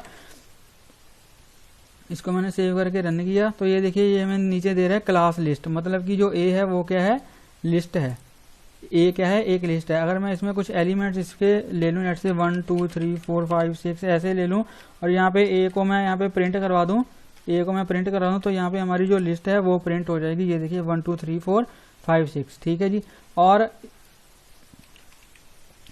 तो फ्रेंड्स एक लिस्ट के अंदर हम मल्टीपल टाइप्स के एलिमेंट्स को भी स्टोर करवा सकते हैं। लेट्स से जैसे ये अभी तक मैंने 1 2 3 4 5 6 यहाँ पे इसमें स्टोर करवाए हैं तो ये एक इंटीजर टाइप के एलिमेंट्स हैं। लेकिन अगर मैं इसमें फ्लोट वैल्यू करवाना चाहूँ तो मैं वो भी करवा सकता हूँ। लेट्स से 4.5, ठीक है जी, 4.5 3.2 ऐसे ये फ्लोट वैल्यूज है। और इसमें कैरेक्टर वैल्यूज को भी करवा सकता हूँ। लेट्स से ए, तो कैरेक्टर वैल्यूज को हम कैसे स्टोर करवाते हैं? उसको कोट्स के अंदर यहाँ पे या तो आप डबल कोट्स लगा सकते हो या सिंगल कोट्स, ठीक है जी।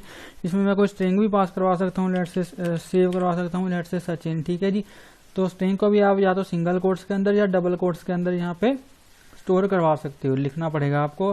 अगर आप सिंगल कोट्स या डबल कोट्स यहाँ पे नहीं लगाओगे कैरेक्टर पे या स्ट्रिंग पे फिर वो एरर देगा, ठीक है जी। इसको हम सेव करके इसको रन करते हैं तो ये देखिए हमारी जो लिस्ट है यहाँ पे क्रिएट हो चुकी है जिसमें integer type, floating type, character और स्ट्रिंग हम स्टोर करवा सकते हैं। तो और अगर मैं यहाँ पे लेट से अगर किसी पर्टिकुलर एलिमेंट को एक्सेस करना चाहूँ, लेट से अगर मैं इस ए को एक्सेस करना चाहूँ तो मैं कैसे एक्सेस करूंगा? तो लिस्ट के अंदर हर एक एलिमेंट का एक पर्टिकुलर इंडेक्स होता है, मतलब कि एक पर्टिकुलर इंडेक्स वैल्यू पे स्टोर होती है कोई वैल्यू। और जो स्टार्टिंग इंडेक्स होता है वो होता है 0। जो फर्स्ट वैल्यू होती है वो होती है 0 इंडेक्स पे, जो सेकंड होती है वो होती है फर्स्ट इंडेक्स पे, जो थर्ड होती है वो होती है सेकंड इंडेक्स पे। ऐसे अगर मैं इस ए को असेस करना चाहूँ तो मैं कैसे असेस करूंगा? तो इसका इंडेक्स क्या है? इसका इंडेक्स है ये 0 पे है, ये 1 पे, 2 3 4 5 6 7 एंड 8। तो इस ए का इंडेक्स क्या है? 8 है। तो अगर मैं इस अकेली ए को ही असेस करना चाहूँ तो यहाँ पे मैं लिखूंगा ऐसे, ठीक है। ए लिस्ट का मैं यहाँ पे लिखूंगा प्रिंट ए लिस्ट का जो 8th इंडेक्स पे जो वैल्यू है उसको यहाँ पे मुझे प्रिंट करवाना है, ठीक है जी। तो मैं क्या करूंगा, इसको सेव करके रन करूंगा तो ये देखिए यहाँ पे ए यहाँ पे प्रिंट हो रही है। अगर मैं सचिन को प्रिंट कराना चाहता हूँ तो उसका इंडेक्स लिख दूंगा विच इज 9। तो अगर मैं ऐसे इसको सेव करके रन करूंगा तो ये देखिए यहाँ पे सचिन डिस्प्ले हो रहा है। तो ऐसे हम एक पर्टिकुलर एलिमेंट को यहाँ पे एक्सेस कर सकते हैं लिस्ट में by using the index of that element, ठीक है जी। और अगर मैं लेट से यहाँ पे अगर मैं प्रिंट करवाना चाहूँ, लेट से अगर मैं चाहता हूँ कि 2 से ले यहाँ पे लेट से 4 से लेकर आगे की सारी लिस्ट प्रिंट हो, 4 से जो पहले के एलिमेंट्स है वो प्रिंट ना हो, तो मैं यहाँ पे क्या करूंगा, यहाँ पे मैं 4 का इंडेक्स लिखूंगा। तो 4 का इंडेक्स क्या है? यहाँ पे 3 है। 4 का इंडेक्स क्या है? यहाँ पे 3 है। तो मैं चाहता हूँ कि थर्ड इंडेक्स के बाद के सारे एलिमेंट्स प्रिंट हों, तो मैं यहाँ पे लिखूंगा 3, उसके बाद मैं यहाँ पे कोलन डाल दूंगा और यहाँ पे उसके बाद मैं कुछ नहीं लिखूंगा, क्योंकि लेट से अगर मुझे नहीं पता कि जो लास्ट इंडेक्स है उसका लास्ट एलिमेंट है उसका इंडेक्स क्या है, तो मैं क्या करूंगा, यहाँ पे जो एंड इंडेक्स है उसको पास नहीं करूंगा, सिर्फ मैं स्टार्टिंग इंडेक्स पास करूंगा कि इस इंडेक्स से स्टार्ट होनी चाहिए लिस्ट की प्रिंटिंग और इसके बाद में जितने सारे एलिमेंट्स है वो सारे एलिमेंट्स यहाँ पे प्रिंट होने चाहिए। तो मैं सिंपल ऐसे लिखूंगा, ठीक है जी। अगर मैं इसको सेव करके रन करूं तो ये देखिए थर्ड इंडेक्स से क्या स्टार्ट हो रहा है? 4। तो इस 4 से लेकर आगे की सारी जो लिस्ट है वो प्रिंट हो रही है, ठीक है फ्रेंड्स। अगर मैं यहाँ पे एंड इंडेक्स डाल दूं तो ये सिर्फ एंडिंग इंडेक्स तक ही प्रिंट होगी। लेट से अगर मैं चाहता हूँ कि सचिन जो है इससे पहले तक सारी लिस्ट है जो है वो प्रिंट हो और थर्ड इंडेक्स से स्टार्ट हो, लेट्स से मैं चाहता हूँ यहाँ से लिस्ट स्टार्ट होकर सिर्फ यहाँ तक प्रिंट हो, तो मैं क्या करूंगा, जो लास्ट इंडेक्स है, लास्ट वैल्यू है, उससे उसका इंडेक्स डाल दूंगा। लेट्स से अगर मैं यहाँ पे 9 डालूं, ठीक है जी, तो मैं इसको सेव करके रन करूंगा तो ये देखिए 4 से लेकर A तक ही हमारी लिस्ट प्रिंट हो रही है। जो सचिन है वो प्रिंट नहीं हो रहा, मतलब कि जो हम यहाँ पे लास्ट इंडेक्स यहाँ पे पास करते हैं उससे एक इंडेक्स पहले तक ही हमारी लिस्ट प्रिंट होगी, ठीक है जी। तो यहाँ पे हम पास कर रहे हैं वो इंक्लूड नहीं होगा, उससे एक वैल्यू कम यहाँ पे प्रिंट होगी। और अगर मैं चाहता हूं लेट्स से कि सिर्फ यहां तक ही लिस्ट प्रिंट हो हमारी स्टार्टिंग से लेकर, मतलब कि अगर मैं यहाँ पे स्टार्टिंग इंडेक्स ना डालूं तो ये क्या करेगा, 0th इंडेक्स से स्टार्ट करेगा। और मैं चाहता हूं कि लेट्स से 3.2 तक प्रिंट हो, तो मैं किसका इंडेक्स यहाँ पे पास करूंगा, A का। तो A इसमें इंक्लूड नहीं होगा, इससे पहले तक सारी लिस्ट प्रिंट हो जाएगी। अगर मैं यहाँ पे 8 पास करूं, 8 किसका इंडेक्स है, A का, ठीक है जी। तो हमारी जो लिस्ट है यहाँ से लेकर यहाँ तक प्रिंट होगी, क्योंकि इसमें मैंने स्टार्टिंग इंडेक्स नहीं पास किया है तो ये 0 से स्टार्ट इसको करेगा। अगर मैं इसको सेव करके रन करूंगा तो ये देखिए 1 से लेकर 3.2 तक हमारी लिस्ट प्रिंट हो रही है। हमने यहाँ पे पास क्या किया था, 8, जो कि इंडेक्स है A का, इसलिए ये इंक्लूड नहीं होगा। मैंने आपको पहले ही बताया कि इससे एक वैल्यू कम तक हमारी जो लिस्ट है वो प्रिंट होगी। तो इसको हम बोलते हैं लिस्ट स्लाइसिंग, इसको हम बोलते हैं स्लाइसिंग, ठीक है, लिस्ट को स्लाइस करना। तो ये थी हमारी बेसिक लिस्ट। अब हम क्या करेंगे, इसके थोड़े से मेथड्स देखेंगे, ज्यादा मेथड नहीं देखेंगे। इसके मैंने सारे मेथड अपनी पाइथन बिल्ट इन फंक्शन की प्लेलिस्ट में कवर करके रखे हैं, उसका जो लिंक है मैं डिस्क्रिप्शन में दे दूंगा, आप वहां से जाकर उसको बाकी के जो फंक्शन है लिस्ट के उनको देख सकते हो। तो यहाँ पे मैं यहाँ पे आपको बताता हूँ अपेंड मेथड। तो अपेंड मेथड क्या करता है, अगर मैं यहाँ पे लिखूँ a.append, ठीक है जी, तो अपेंड मेथड क्या करता है, लिस्ट के लास्ट में एलिमेंट को इंसर्ट करता है। तो मैं यहाँ पे जो भी एलिमेंट यहाँ पे लिखूंगा, लेट्स से अगर मैंने यहाँ पे 100 लिखा और अगर मैं अब अपनी लिस्ट को प्रिंट कराऊं तो ये क्या करेगा, जो ये 100 है इसको लास्ट में इंसर्ट करवा देगा यहाँ पे। सचिन के बाद जो लास्ट इंडेक्स सचिन के बाद जो 100 है वो यहाँ पे इंसर्ट हो जाएगा। अगर मैं इसको सेव करके रन करूं तो ये देखिए सचिन के बाद जो 100 है वो इंसर्ट हो चुका है, ठीक है जी। तो ऐसे इंसर्ट करते हैं हम अपेंड मेथड से। और एक हमारे पास जो नेक्स्ट मेथड है वो है रिमूव मेथड। अगर मैं यहाँ पे रिमूव कर दूं a.remove, तो जिस भी वैल्यू को यहाँ पे मैं पास करूंगा वो लिस्ट से डिलीट हो जाएगी। लेट्स से अगर मैं यहाँ पे 3.2 को डिलीट करना चाहूँ तो मैं यहाँ पे 3.2 पास कर दूंगा और हमारा जो 3.2 है वो लिस्ट से रिमूव हो जाएगा। ये देखिए इस लिस्ट में अभी 3.2 नहीं है, ठीक है फ्रेंड्स। तो जो हमारी नेक्स्ट डेटा टाइप है वो है टपल, ठीक है जी। तो टपल क्या होता है, टपल भी लिस्ट की तरह कलेक्शन ऑफ एलिमेंट्स होता है, लेकिन उसमें डिफरेंस क्या होता है वो मैं अभी आपको बताता हूँ। तो पहले मैं आपको बताता हूँ कि टपल को हम कैसे क्रिएट करते हैं। लेट्स से अगर मैं यहाँ पे इसको डिलीट कर दूं, और टपल को क्रिएट करने के लिए हम क्या करते हैं, हम पैरेंथेसिस का यूज करते हैं, ठीक है जी। जैसे लिस्ट को हम स्क्वायर ब्रेसिस से क्रिएट करते हैं ऐसे, वैसे टपल को हम कैसे क्रिएट करते हैं, ऐसे पैरेंथेसिस से। तो अगर मैं ऐसे इसकी जो टाइप है उसको प्रिंट करवाऊं, ठीक है जी, तो ये क्या करेगा, इसको सेव करके रन करूं तो ये क्या करेगा, ये देखिए इसकी क्लास जो है टपल आ रही है, ठीक है जी। तो इसका मतलब कि हमारा जो टपल है वो क्रिएट हो चुका है। तो टपल को कैसे क्रिएट करते हैं, हम पैरेंथेसिस के थ्रू। और इसमें हम अपने कुछ एलिमेंट्स को यहाँ पे ऐसे कर सकते हैं, जैसे हम लिस्ट में कर सकते थे ऐसे अपने एलिमेंट्स को क्रिएट कर सकते हैं, लिस्ट के टपल के एलिमेंट्स को। अगर मैं रन करूं तो ये देखिए यहाँ पे हमारा जो टपल है वो क्रिएट हो चुका है और इसकी जो ब्रेसिस है वो राउंड ब्रेसिस है, ठीक है जी, इनको हम पैरेंथेसिस भी बोलते हैं। तो लिस्ट और टपल में बेसिक सा एक डिफरेंस क्या है कि जो लिस्ट होती है वो होती है म्यूटेबल। म्यूटेबल का मतलब कि हम अपनी लिस्ट में किसी एलिमेंट्स को रिप्लेस कर सकते हैं किसी दूसरे एलिमेंट से, या फिर उसमें हम एलिमेंट्स को ऐड भी कर सकते हैं और एलिमेंट्स को डिलीट भी कर सकते हैं लिस्ट में से, जैसे हमने देखा।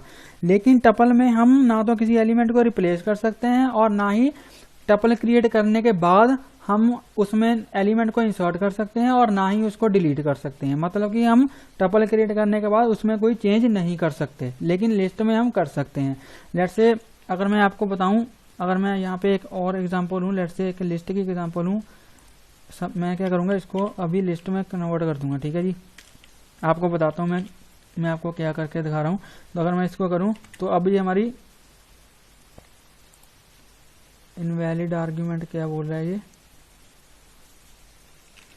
तो ये देखिए हमारी जो लिस्ट है वो क्रिएट हो चुकी है। लेट्स से अगर मैं चाहूँ कि यहाँ पे 3 की जगह पे कोई और एलिमेंट मैं एंटर करना चाहूँ, मतलब कि 3 को रिप्लेस करना चाहूँ, तो लिस्ट में मैं कर सकता हूँ। लेट्स से अगर मैं यहाँ पे 3 का इंडेक्स क्या है हमारे पास 2, तो अगर मैं यहाँ पे 2 में कुछ और पास करा दूँ, लेट्स से 10, ठीक है जी। और अब मैं अपनी लिस्ट को यहाँ पे प्रिंट करवाऊँ, तो ये देखिए यहाँ पे 3 की जगह पे 10 आ चुका है।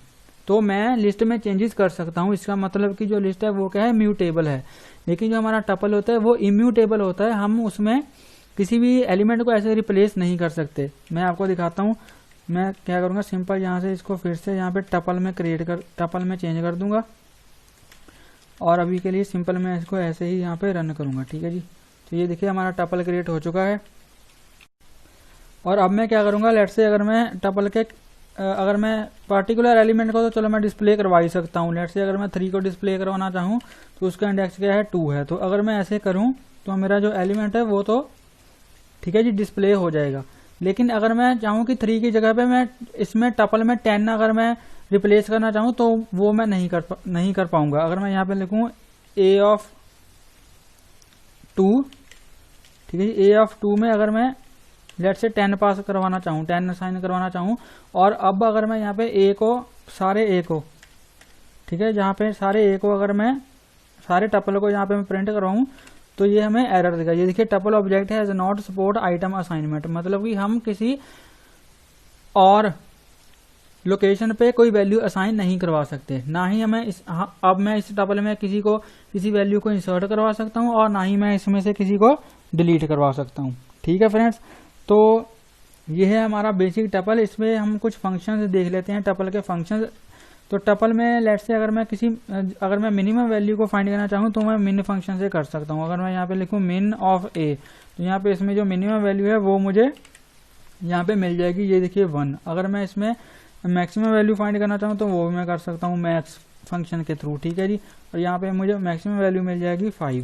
और अगर मैं लेंथ फाइंड करना चाहूँ इस टपल की लेंथ, तो अगर मैं यहाँ पे फिर मैं लेंथ फंक्शन का यूज करूंगा और यहाँ पे मैं इसको रन करूंगा तो ये देखिए मुझे 5 यहाँ पे लेंथ मिल है कि इस टपल में जो है 5 एलिमेंट्स हैं। ठीक है फ्रेंड्स, तो ये है हमारा टपल। और अब हम नेक्स्ट अपने डेटा टाइप के बारे में डिस्कस करेंगे विच इज डिक्शनरी। तो डिक्शनरी क्या होती है, जैसे लिस्ट में हमारे पास एलिमेंट्स होते हैं ऐसे ही डिक्शनरी में भी हमारे पास एलिमेंट्स होते हैं। लेकिन डिक्शनरी में और लिस्ट में डिफरेंस क्या है कि लिस्ट में भी और टपल में भी, चलो टपल में भी और लिस्ट में भी जो हमारे एलिमेंट्स होते हैं उनका इंडेक्स होता है, ठीक है जी। लेकिन डिक्शनरी में किसी भी एलिमेंट का इंडेक्स नहीं होता, उसमें हर एक वैल्यू की एक की वैल्यू होती है, की होता है, ठीक है जी। हर एक वैल्यू की एक की होती है और उस की के थ्रू हम उस वैल्यू को असेस कर सकते हैं। चलिए मैं इसकी एग्जांपल आपको बताता हूं। तो डिक्शनरी को क्रिएट करने के लिए हम क्या करते हैं, कर्ली ब्रेसेस का यूज करते हैं। तो अब अगर मैं इसकी जो टाइप है वो प्रिंट कराऊं, अगर मैं यहाँ पे इसकी टाइप को प्रिंट करवाऊं, यहाँ पे मैं लिखूं टाइप ऑफ ए, तो यहाँ पे ये क्या होगा, ये देखिए यहाँ पे आ रहा है क्लास डिक्ट, मतलब कि हमारी जो ए है वो क्या है डिक्शनरी टाइप की है, ठीक है जी। मतलब कि ए हमारी डिक्शनरी है। अब हम इसमें एलिमेंट्स को कैसे करेंगे, तो यहाँ पे हम एक पेयर पास करेंगे, की वैल्यू पेयर, मतलब कि एक की होगी और एक उसकी वैल्यू होगी, उन दोनों को मिलाकर हमारा एक एलिमेंट क्रिएट होगा। लेट्स से अगर मैं यहाँ पे की पास करूँ, सबसे पहले नेम, ठीक है जी। नेम के बाद की के बाद यहाँ पे मैं कोलन लगाऊंगा और उसके बाद मैं यहाँ पे वैल्यू दूंगा, let's say value is Sachin. और अब ये हमारा कंप्लीट एक एलिमेंट है, ठीक है जी। ये जो नेम है ये क्या है, इसकी की है, और जो सचिन है वो क्या है, इसकी वैल्यू है। इसके बाद जब अगर मैं सेकेंड एलिमेंट को यहाँ पे लिखना चाहूँ तो मैं कैसे करूंगा, यहाँ पे मैं कॉमा लगाऊंगा और फिर लिखूंगा नेक्स्ट की। तो की क्या होगी, लेट्स से एज, और इसके बाद मैं कोलन लगाऊंगा और उसके बाद क्या होगी उसकी वैल्यू, लेट्स से 25।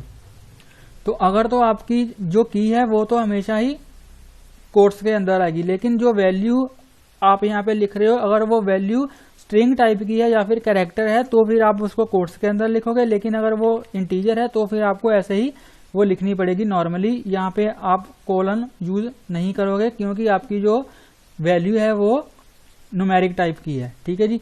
और अगर यहाँ पे मैं अपनी कंप्लीट डिक्शनरी को अब मैं यहाँ पे प्रिंट करवाना चाहूँ तो मैं यहाँ पे ऐसे करवा सकता हूँ। ये देखिए मेरी जो डिक्शनरी है वो नीचे यहाँ पे प्रिंट हो रही है। लेकिन अगर मैं इसमें किसी पर्टिकुलर वैल्यू को असेस करना चाहूँ तो मैं कैसे करूँगा, बाय यूजिंग दिस की। ठीक है जी, इस की को यूज करके मैं इस वैल्यू को असेस कर सकता हूँ। तो मैं कैसे करूँगा, यहाँ पे डिक्शनरी का नेम लिखूंगा और यहाँ पे स्क्वायर ब्रेसेस में मैं की पास कर दूंगा। तो की हमारी क्या है, की हमारी है नेम।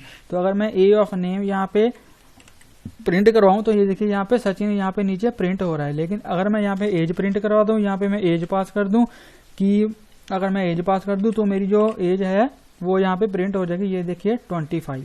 ठीक है फ्रेंड्स, और इसमें हम क्या कर सकते हैं, इसमें मैं इसकी वैल्यू को चेंज कर सकता हूँ। लेट्स से अगर मैं नेम की वैल्यू को चेंज करना चाहूँ तो वो मैं कर सकता हूँ। तो मैं कैसे करूँगा, यहाँ पे मैं लिखूंगा ए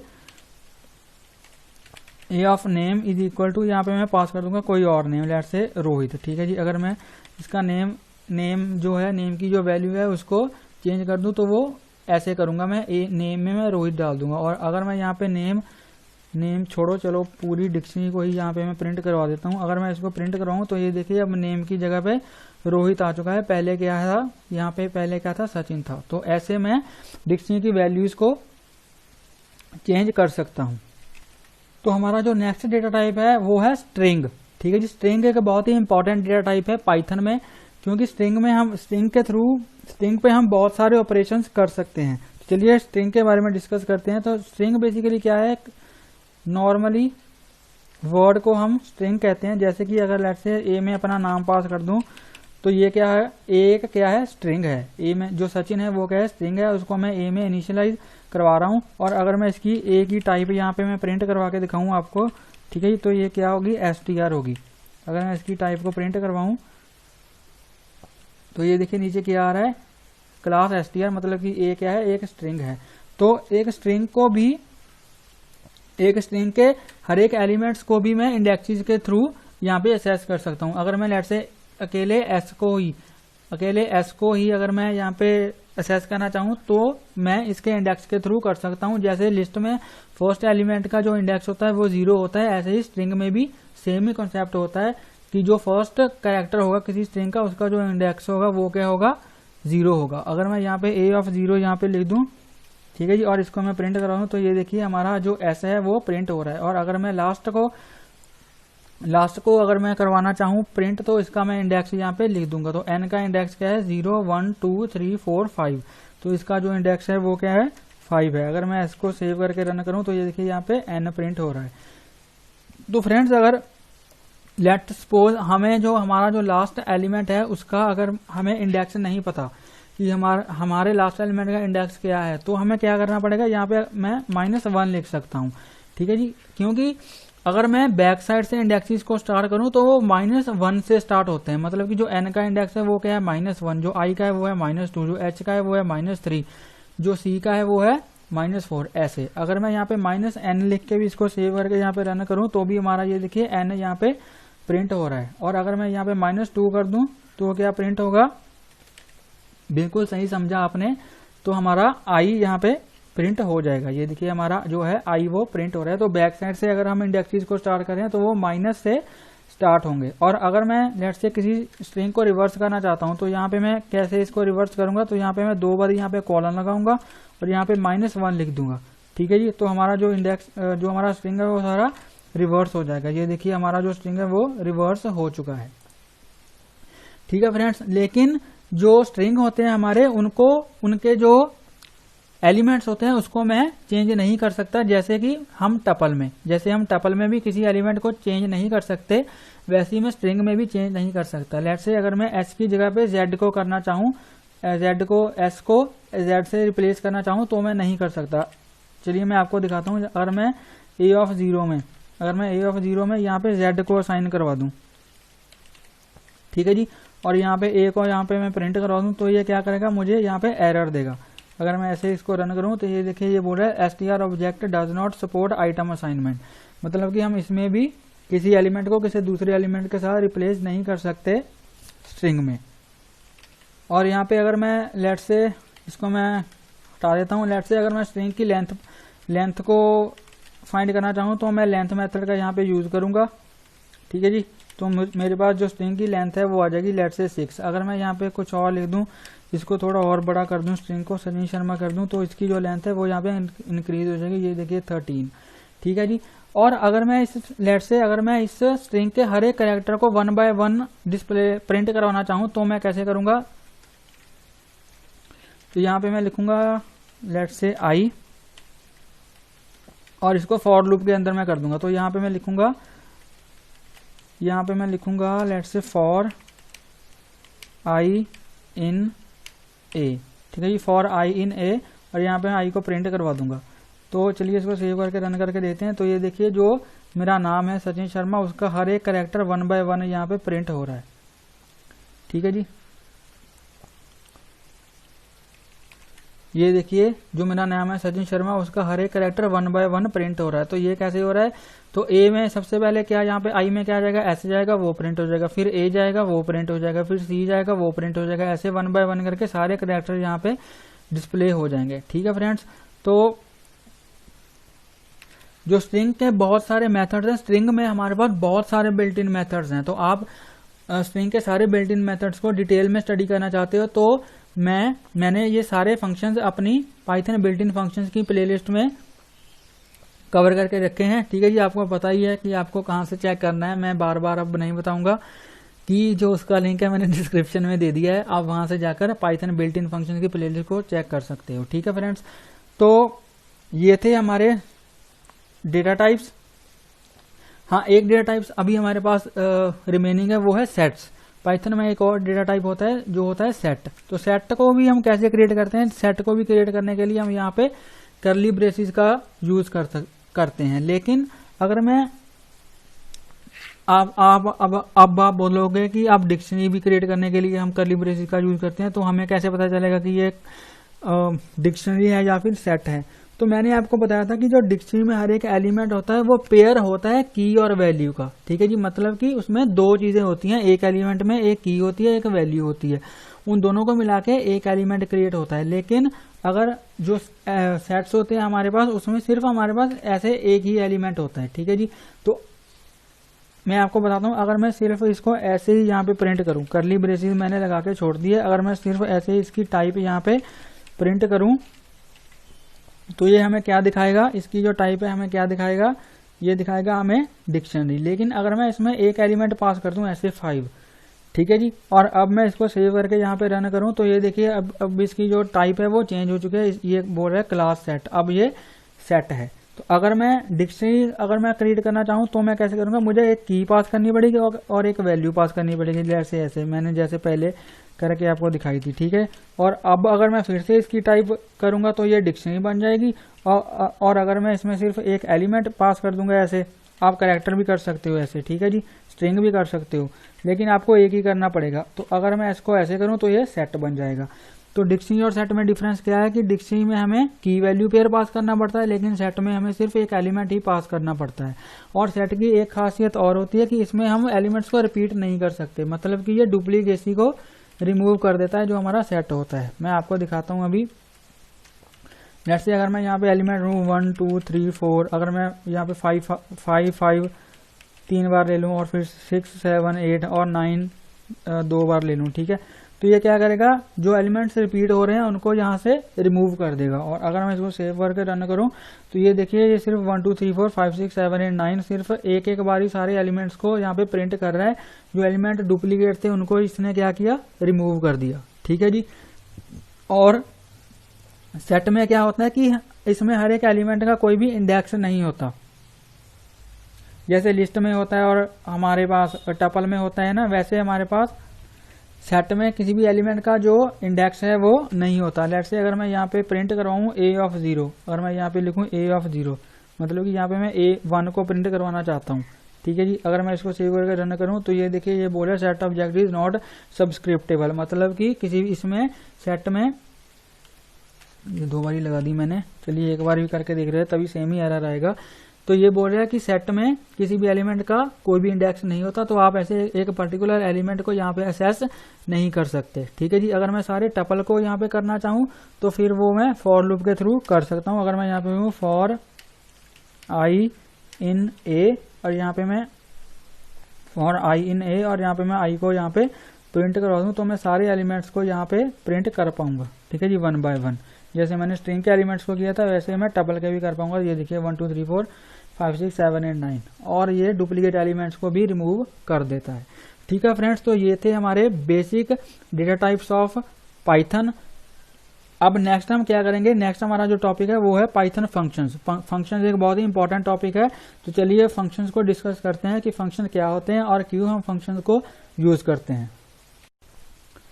तो फ्रेंड्स अब हम डिस्कस करेंगे फंक्शंस को। ठीक है जी, तो फंक्शंस बेसिकली क्या होता है, फंक्शंस हमारे पास एक ब्लॉक ऑफ कोड होता है जिसको हम जितनी बार मर्जी चाहे यूज कर सकते हैं। ठीक है जी, तो चलिए डायरेक्ट मैं थ्योरी समझाने से बेहतर है कि मैं आपको इसकी एक एग्जांपल ही बता देता हूं। तो फंक्शन को सबसे पहले हम डिफाइन कैसे करते हैं, यहाँ पे हम लिखते हैं डेफ कीवर्ड। ठीक है जी, फंक्शन को डिफाइन करने के लिए हम डेफ कीवर्ड लिखते हैं और उसके बाद लिखते हैं फंक्शन का नेम। लेट्स से मैं यहाँ पे लिख रहा हूँ func1।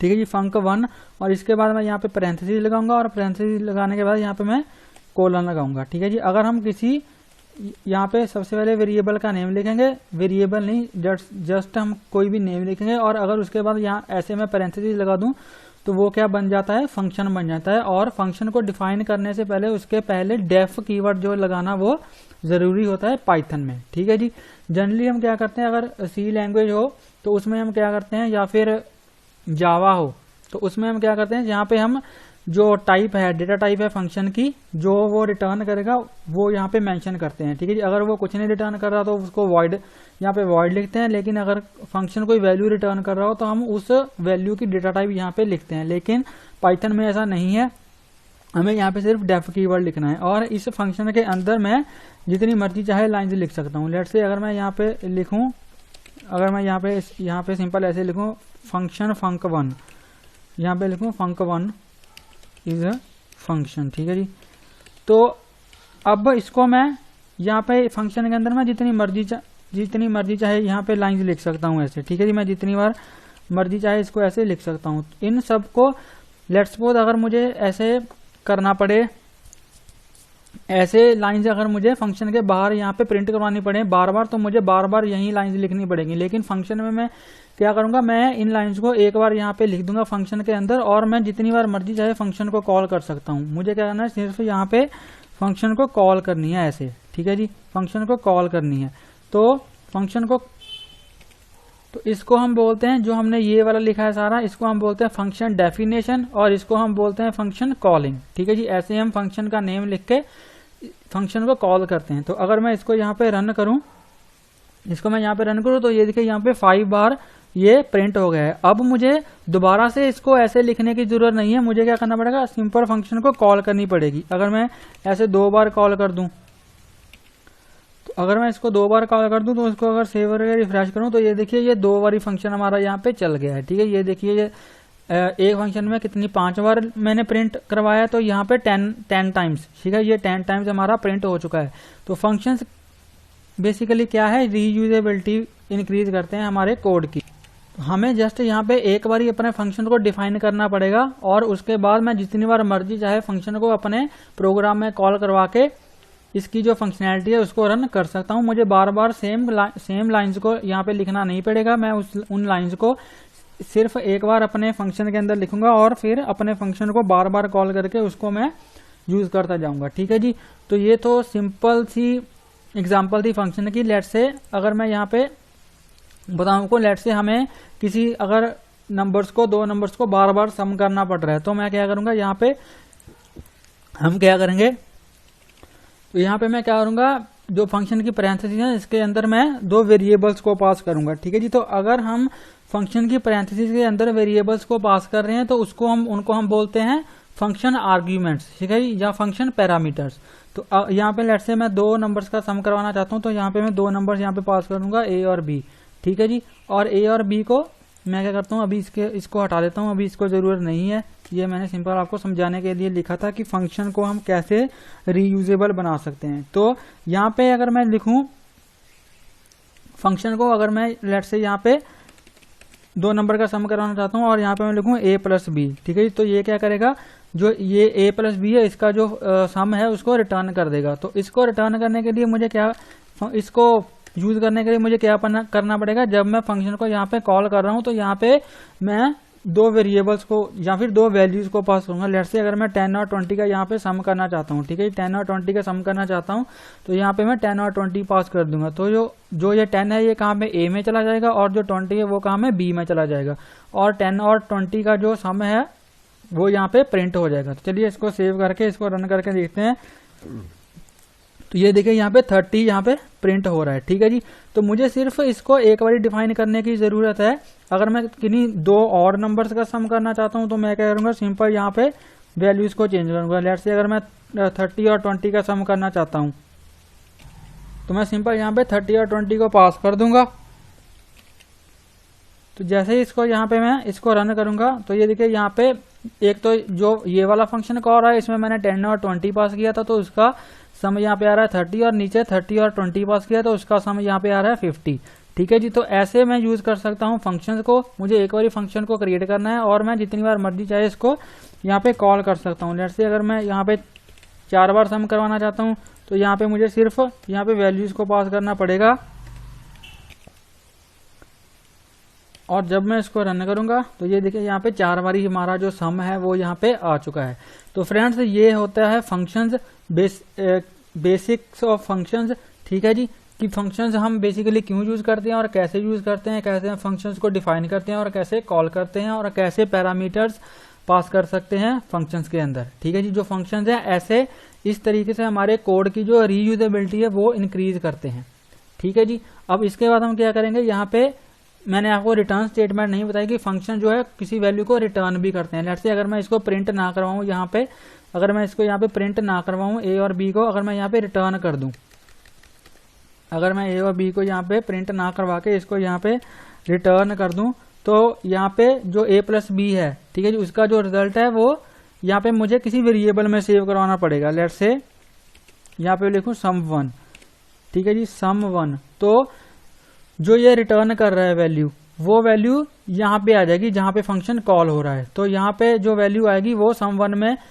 यहाँ पे sum1 में असाइन हो जाएगी, और हम क्या करेंगे यहाँ पे sum1 को यहाँ पे प्रिंट करवा देंगे, ठीक है जी। तो अगर कोई फंक्शन वैल्यू रिटर्न कर रहा है तो उस वैल्यू को हमें किसी वेरिएबल में सबसे पहले असाइन करवाना पड़ेगा, फिर हम उस वेरिएबल को प्रिंट करवाएंगे, ठीक है जी। और यहाँ पे भी ऐसा ही करना पड़ेगा हमें, हम यहाँ पे भी ऐसे ही करना पड़ेगा। यहाँ पे भी जो वैल्यू यहाँ पे रिटर्न हो रही है उनको किसी वेरिएबल में यहाँ पे सेव करवाना पड़ेगा, ठीक है जी। यहाँ पे sum3 आ जाएगा, और यहाँ पे लेट्स से एक वेरिएबल और क्रिएट कर लेंगे, लेट्स से sum4, ठीक है जी। और इन सभी को मुझे यहाँ पे प्रिंट करवाना पड़ेगा। मैं क्या करूँगा, सिंपल इसको यहाँ से कॉपी करूँगा और कॉपी करके यहाँ पे इसको सिंपल ऐसे पेस्ट कर दूंगा, ठीक है जी, ऐसे पेस्ट कर दूंगा। और इनकी जो वैल्यू है वो मुझे चेंज करनी पड़ेगी। यहाँ पे sum4 आ जाएगा, यहाँ पे sum3 आ जाएगा, और यहाँ पे आ जाएगा sum2, ठीक है जी। तो चलिए इसको दोबारा से सेव करके इसको रन करके देखते हैं। तो ये देखिए सेम ही वैल्यू हमारे पास यहाँ पे आ रही है। तो फ्रेंड्स अगर हमारा फंक्शन कुछ वैल्यू रिटर्न कर रहा है तो उस वैल्यू को हमें किसी वेरिएबल में सबसे पहले असाइन करवाना पड़ेगा, फिर उस वेरिएबल को हम प्रिंट करवा के जो फंक्शन हमारा रिटर्न कर रहा है उसको हम फेच कर सकते हैं। तो फ्रेंड्स जो नेक्स्ट टॉपिक है हमारे पास वो है लैम्डा फंक्शन या फिर अनोनिमस फंक्शन, ठीक है जी।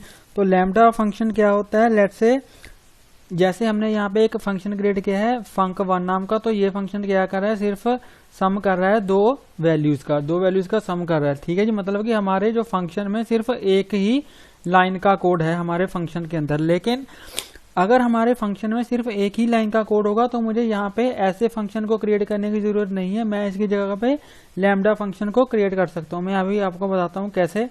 लेट्स से अगर मैं इसको क्या करूँ, यहाँ पे इसको कमेंट आउट कर दूं, ठीक है। इसको मैं यहाँ पे मल्टी लाइन कमेंट कर दूंगा। मल्टी लाइन कमेंट मैंने आपको बताया है कि मल्टी लाइन कमेंट हम ऐसे करते हैं, ठीक है जी।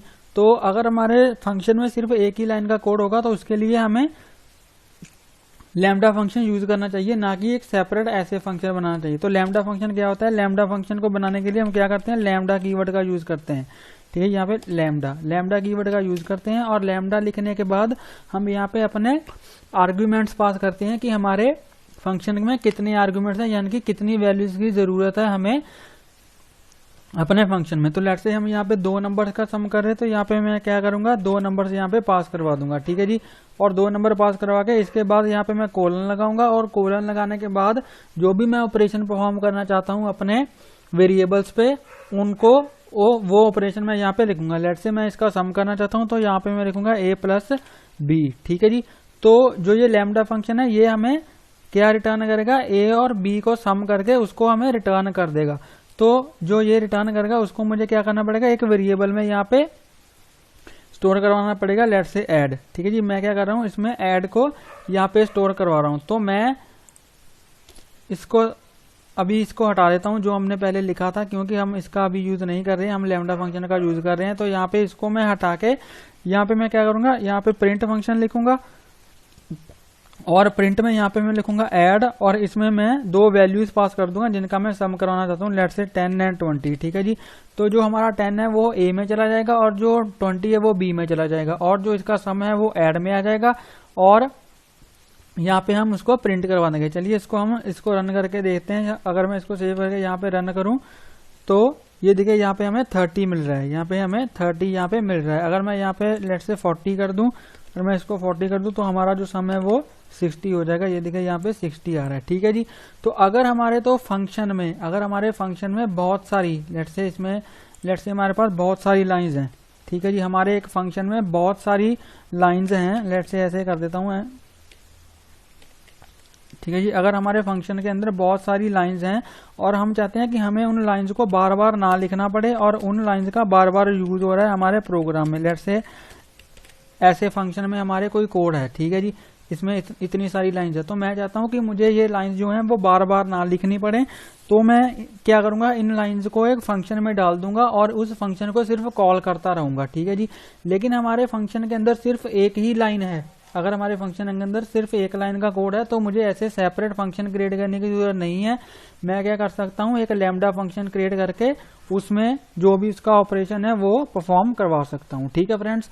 तो यहाँ पे बेसिकली मैं ये बात बताना चाहता हूँ कि अगर हमारे पास कोई कोड है, कोई बड़ा कोड है जो हमारे प्रोग्राम में बार बार यूज हो रहा है, तो हम उसको एक फंक्शन के अंदर लिख देंगे और उस फंक्शन को बार बार कॉल करते रहेंगे। लेकिन अगर हमारा जो कोड है वो सिर्फ एक लाइन का कोड है तो उसको हम लैम्डा फंक्शन के थ्रू एग्जीक्यूट कर सकते हैं, ठीक है फ्रेंड्स। तो ये थे हमारे फंक्शंस।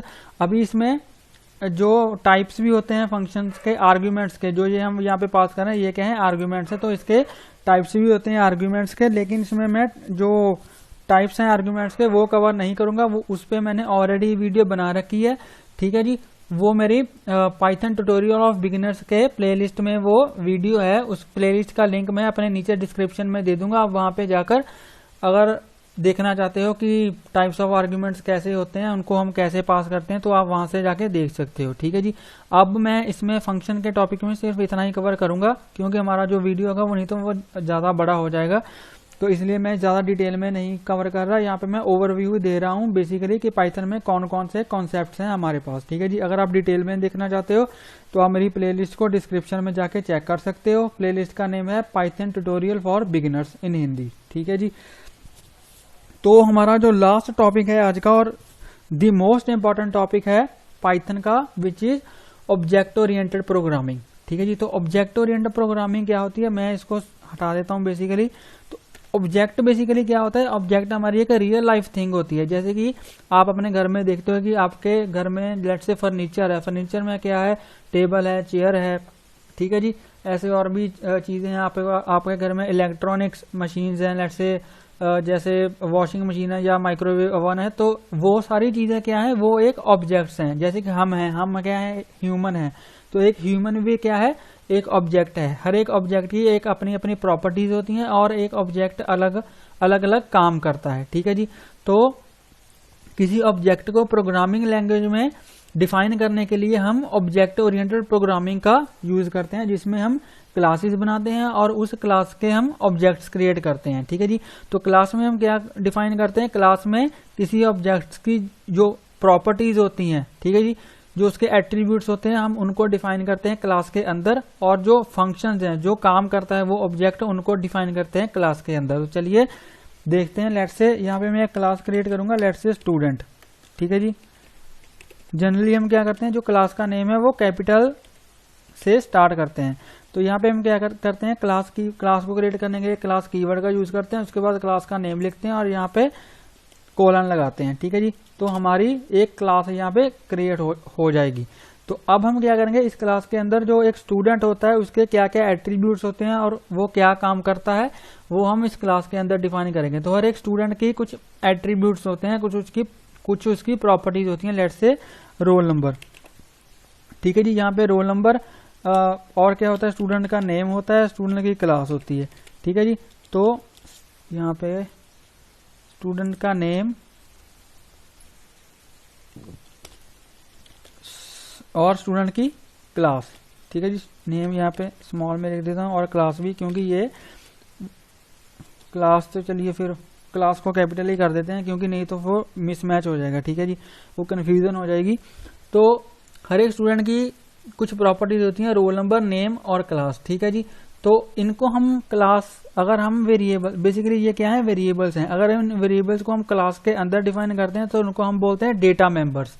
ठीक है जी, इसको हम बोलते हैं डेटा मेंबर्स। और जो फंक्शंस हम क्रिएट करते हैं, लेट्स से यहाँ पे कोई मैं फंक्शन क्रिएट कर दूं, लेट्स से डेफ स्टूडेंट क्या करता है, स्टडी करता है। ठीक है, तो यहाँ पे मैं लिखूँ डेफ स्टडी और यहाँ पे हमें एक आर्ग्यूमेंट पास करना पड़ता है सेल्फ। ठीक है जी, आप सेल्फ की जगह पे कुछ और भी लिख सकते हो, लेकिन आपको यहाँ पे एक आर्ग्यूमेंट यहाँ पे पास करना ही पड़ेगा। ये रिक्वायर्ड होता है अगर आप क्लास के अंदर किसी फंक्शन को डिफाइन कर रहे हो। ठीक है जी, और यहाँ पे हम लगाते हैं सेमीकोलन और इसके बाद मैं लिखूंगा, लेट्स से स्टूडेंट का नेम ले लेते हैं कुछ भी, let's say Ram is doing his homework. ठीक है जी, Ram is doing his homework, Ram is doing his homework. ठीक है जी, तो स्टूडेंट क्या करता है, अपना होमवर्क करता है, मतलब कि स्टडी करता है। ठीक है जी, तो ये क्या होता है, उसका काम हो गया और ये क्या हो गए, उसके डेटा मेंबर्स हो गए, मतलब कि उसके एट्रीब्यूट्स हो गए और हमारी क्लास के क्या हो गए, डेटा मेंबर्स। तो यहाँ पे लेट्स से मैं क्या कर सकता हूँ, यहाँ पे हमें वैल्यू इनिशियलाइज करवा देते हैं। लेट्स से रोल नंबर क्या है, 1 है। ठीक है, ये नेम क्या है, लेट्स से राम है और क्लास क्या है उसकी। ठीक है जी, लेट्स से 10th क्लास है, क्लास क्या है 10th। तो हम क्या करेंगे, अब इस क्लास का एक ऑब्जेक्ट क्रिएट करेंगे। ठीक है, इस क्लास का एक ऑब्जेक्ट क्रिएट करेंगे। ऑब्जेक्ट कैसे क्रिएट करते हैं, हम यहाँ पे लिखते हैं OB इज इक्वल टू और यहाँ पे लिखते हैं क्लास का नेम। क्लास का नेम लिखने के बाद यहाँ पे हम पैरेंथेसिस डालते हैं। तो ये क्या करता है, जो हमारा OB है ये क्या है, एक रेफरेंस वेरिएबल क्रिएट हो गया है हमारी क्लास का। ठीक है जी, तो ये क्या करता है, क्लास का रेफरेंस रखता है। अगर मैं इसको यहाँ पे प्रिंट करवाऊं, अगर मैं यहाँ पे इसको प्रिंट करवाऊं OB को अगर मैं यहाँ पे प्रिंट कराऊं और इसको अगर मैं सेव करके यहाँ पे रन करूं, तो ये देखिए बोल रहा है स्टूडेंट ऑब्जेक्ट एट, ये क्या लोकेशन दे रहा है कि इस लोकेशन पे हमारा ऑब्जेक्ट क्रिएट हुआ है, स्टूडेंट ऑब्जेक्ट, मतलब कि स्टूडेंट क्लास का एक ऑब्जेक्ट क्रिएट हुआ है इस लोकेशन पे, इस मेमोरी लोकेशन पे। ठीक है जी, तो अब अगर मैं इस क्लास के डेटा मेंबर्स को और जो मेंबर फंक्शंस है, जो हम क्लास के अंदर फंक्शन क्रिएट करते हैं उसको हम बोलते हैं मेंबर फंक्शन। तो अगर हम डेटा मेंबर्स को और मेंबर फंक्शंस को असेस करना चाहें किसी क्लास के, तो हम उस क्लास के ऑब्जेक्ट के थ्रू उसको असेस कर सकते हैं। लेट्स से अगर मैं इस रोल नंबर को प्रिंट करवाना चाहूं तो यहाँ पे मैं लिखूंगा OB डॉट, यहाँ पे लिखूंगा roll number, OB dot roll number. और जब मैं इसको सेव करके रन करूंगा तो ये देखिए यहाँ पे 1 हमारा प्रिंट हो चुका है, ये देखिए नीचे 1 प्रिंट हो चुका है। और ऐसे ही अगर मैं बाकी के एट्रीब्यूट्स को भी यहाँ पे प्रिंट करवाना चाहूँ, यानी कि डेटा मेंबर्स को, एट्रीब्यूट्स और डेटा मेंबर सेम ही चीज होते हैं, अगर मैं उनको भी प्रिंट करवाना चाहूँ तो मैं क्या करूँगा, उस क्लास के ऑब्जेक्ट के थ्रू उनको यहाँ पे असेस कर सकता हूँ। ठीक है जी, अगर यहाँ पे मैं लिखूंगा क्लास और यहाँ पे अगर मैं इसको सेव करके रन करूँ तो ये देखिए यहाँ पे 1 राम और 10th यहाँ पे हमें प्रिंट हो रहा है। ठीक है फ्रेंड्स, तो अगर मैं इस फंक्शन को भी कॉल करना चाहूँ तो मैं कॉल कैसे करूंगा, यहाँ पे मैं लिखूंगा OB डॉट और यहाँ पे लिखूंगा स्टडी, OB डॉट स्टडी और इस फंक्शन को यहाँ पे मैं कॉल कर दूंगा। तो ये बेसिकली क्या हम कैसे कर रहे हैं कि हम इस क्लास का ऑब्जेक्ट क्रिएट कर रहे हैं OB, और ये बता रहा है हमें कि OB सबसे पहले यहाँ पे क्या है, OB क्या है, स्टूडेंट क्लास का ऑब्जेक्ट है। तो बेसिकली यहाँ पे हम ये बोल रहे हैं कि स्टूडेंट क्लास के स्टडी मेथड को यहाँ पे कॉल कर दो, क्योंकि ओबी क्या है, स्टूडेंट क्लास का ही ऑब्जेक्ट है। ठीक है जी, तो यहाँ पे हम स्टूडेंट क्लास ही मेंशन कर रहे हैं अगर आप यहाँ पे ओबी लिख रहे हो, क्योंकि ओबी किसका ऑब्जेक्ट है, स्टूडेंट क्लास का। तो हम स्टूडेंट क्लास के मेथड्स और डेटा मेंबर्स को असेस कर सकते हैं by creating the object of that class. ठीक है जी, तो यहाँ पे अगर मैं इसको स्टडी फंक्शन को कॉल करूं और यहाँ पे सेव करके रन करूं तो ये देखिए यहाँ पे ये भी प्रिंट हो रहा है, Ram is doing his work, homework. ठीक है जी, तो यहाँ पे हमारे सभी डेटा मेंबर्स भी यहाँ पे प्रिंट हो रहे हैं और हमारा जो फंक्शन है वो भी हमारा यहाँ पे कॉल हो रहा है। ठीक है फ्रेंड्स, तो ऐसे हम क्रिएट करते हैं क्लासेज पाइथन में, और ऐसे हम ऑब्जेक्ट क्रिएट करते हैं क्लास का, और ऐसे हम क्लास के डेटा मेंबर्स और मेंबर फंक्शंस को असेस कर सकते हैं by the help of the object. ठीक है जी, तो फ्रेंड्स ये थी हमारी पाइथन की वीडियो।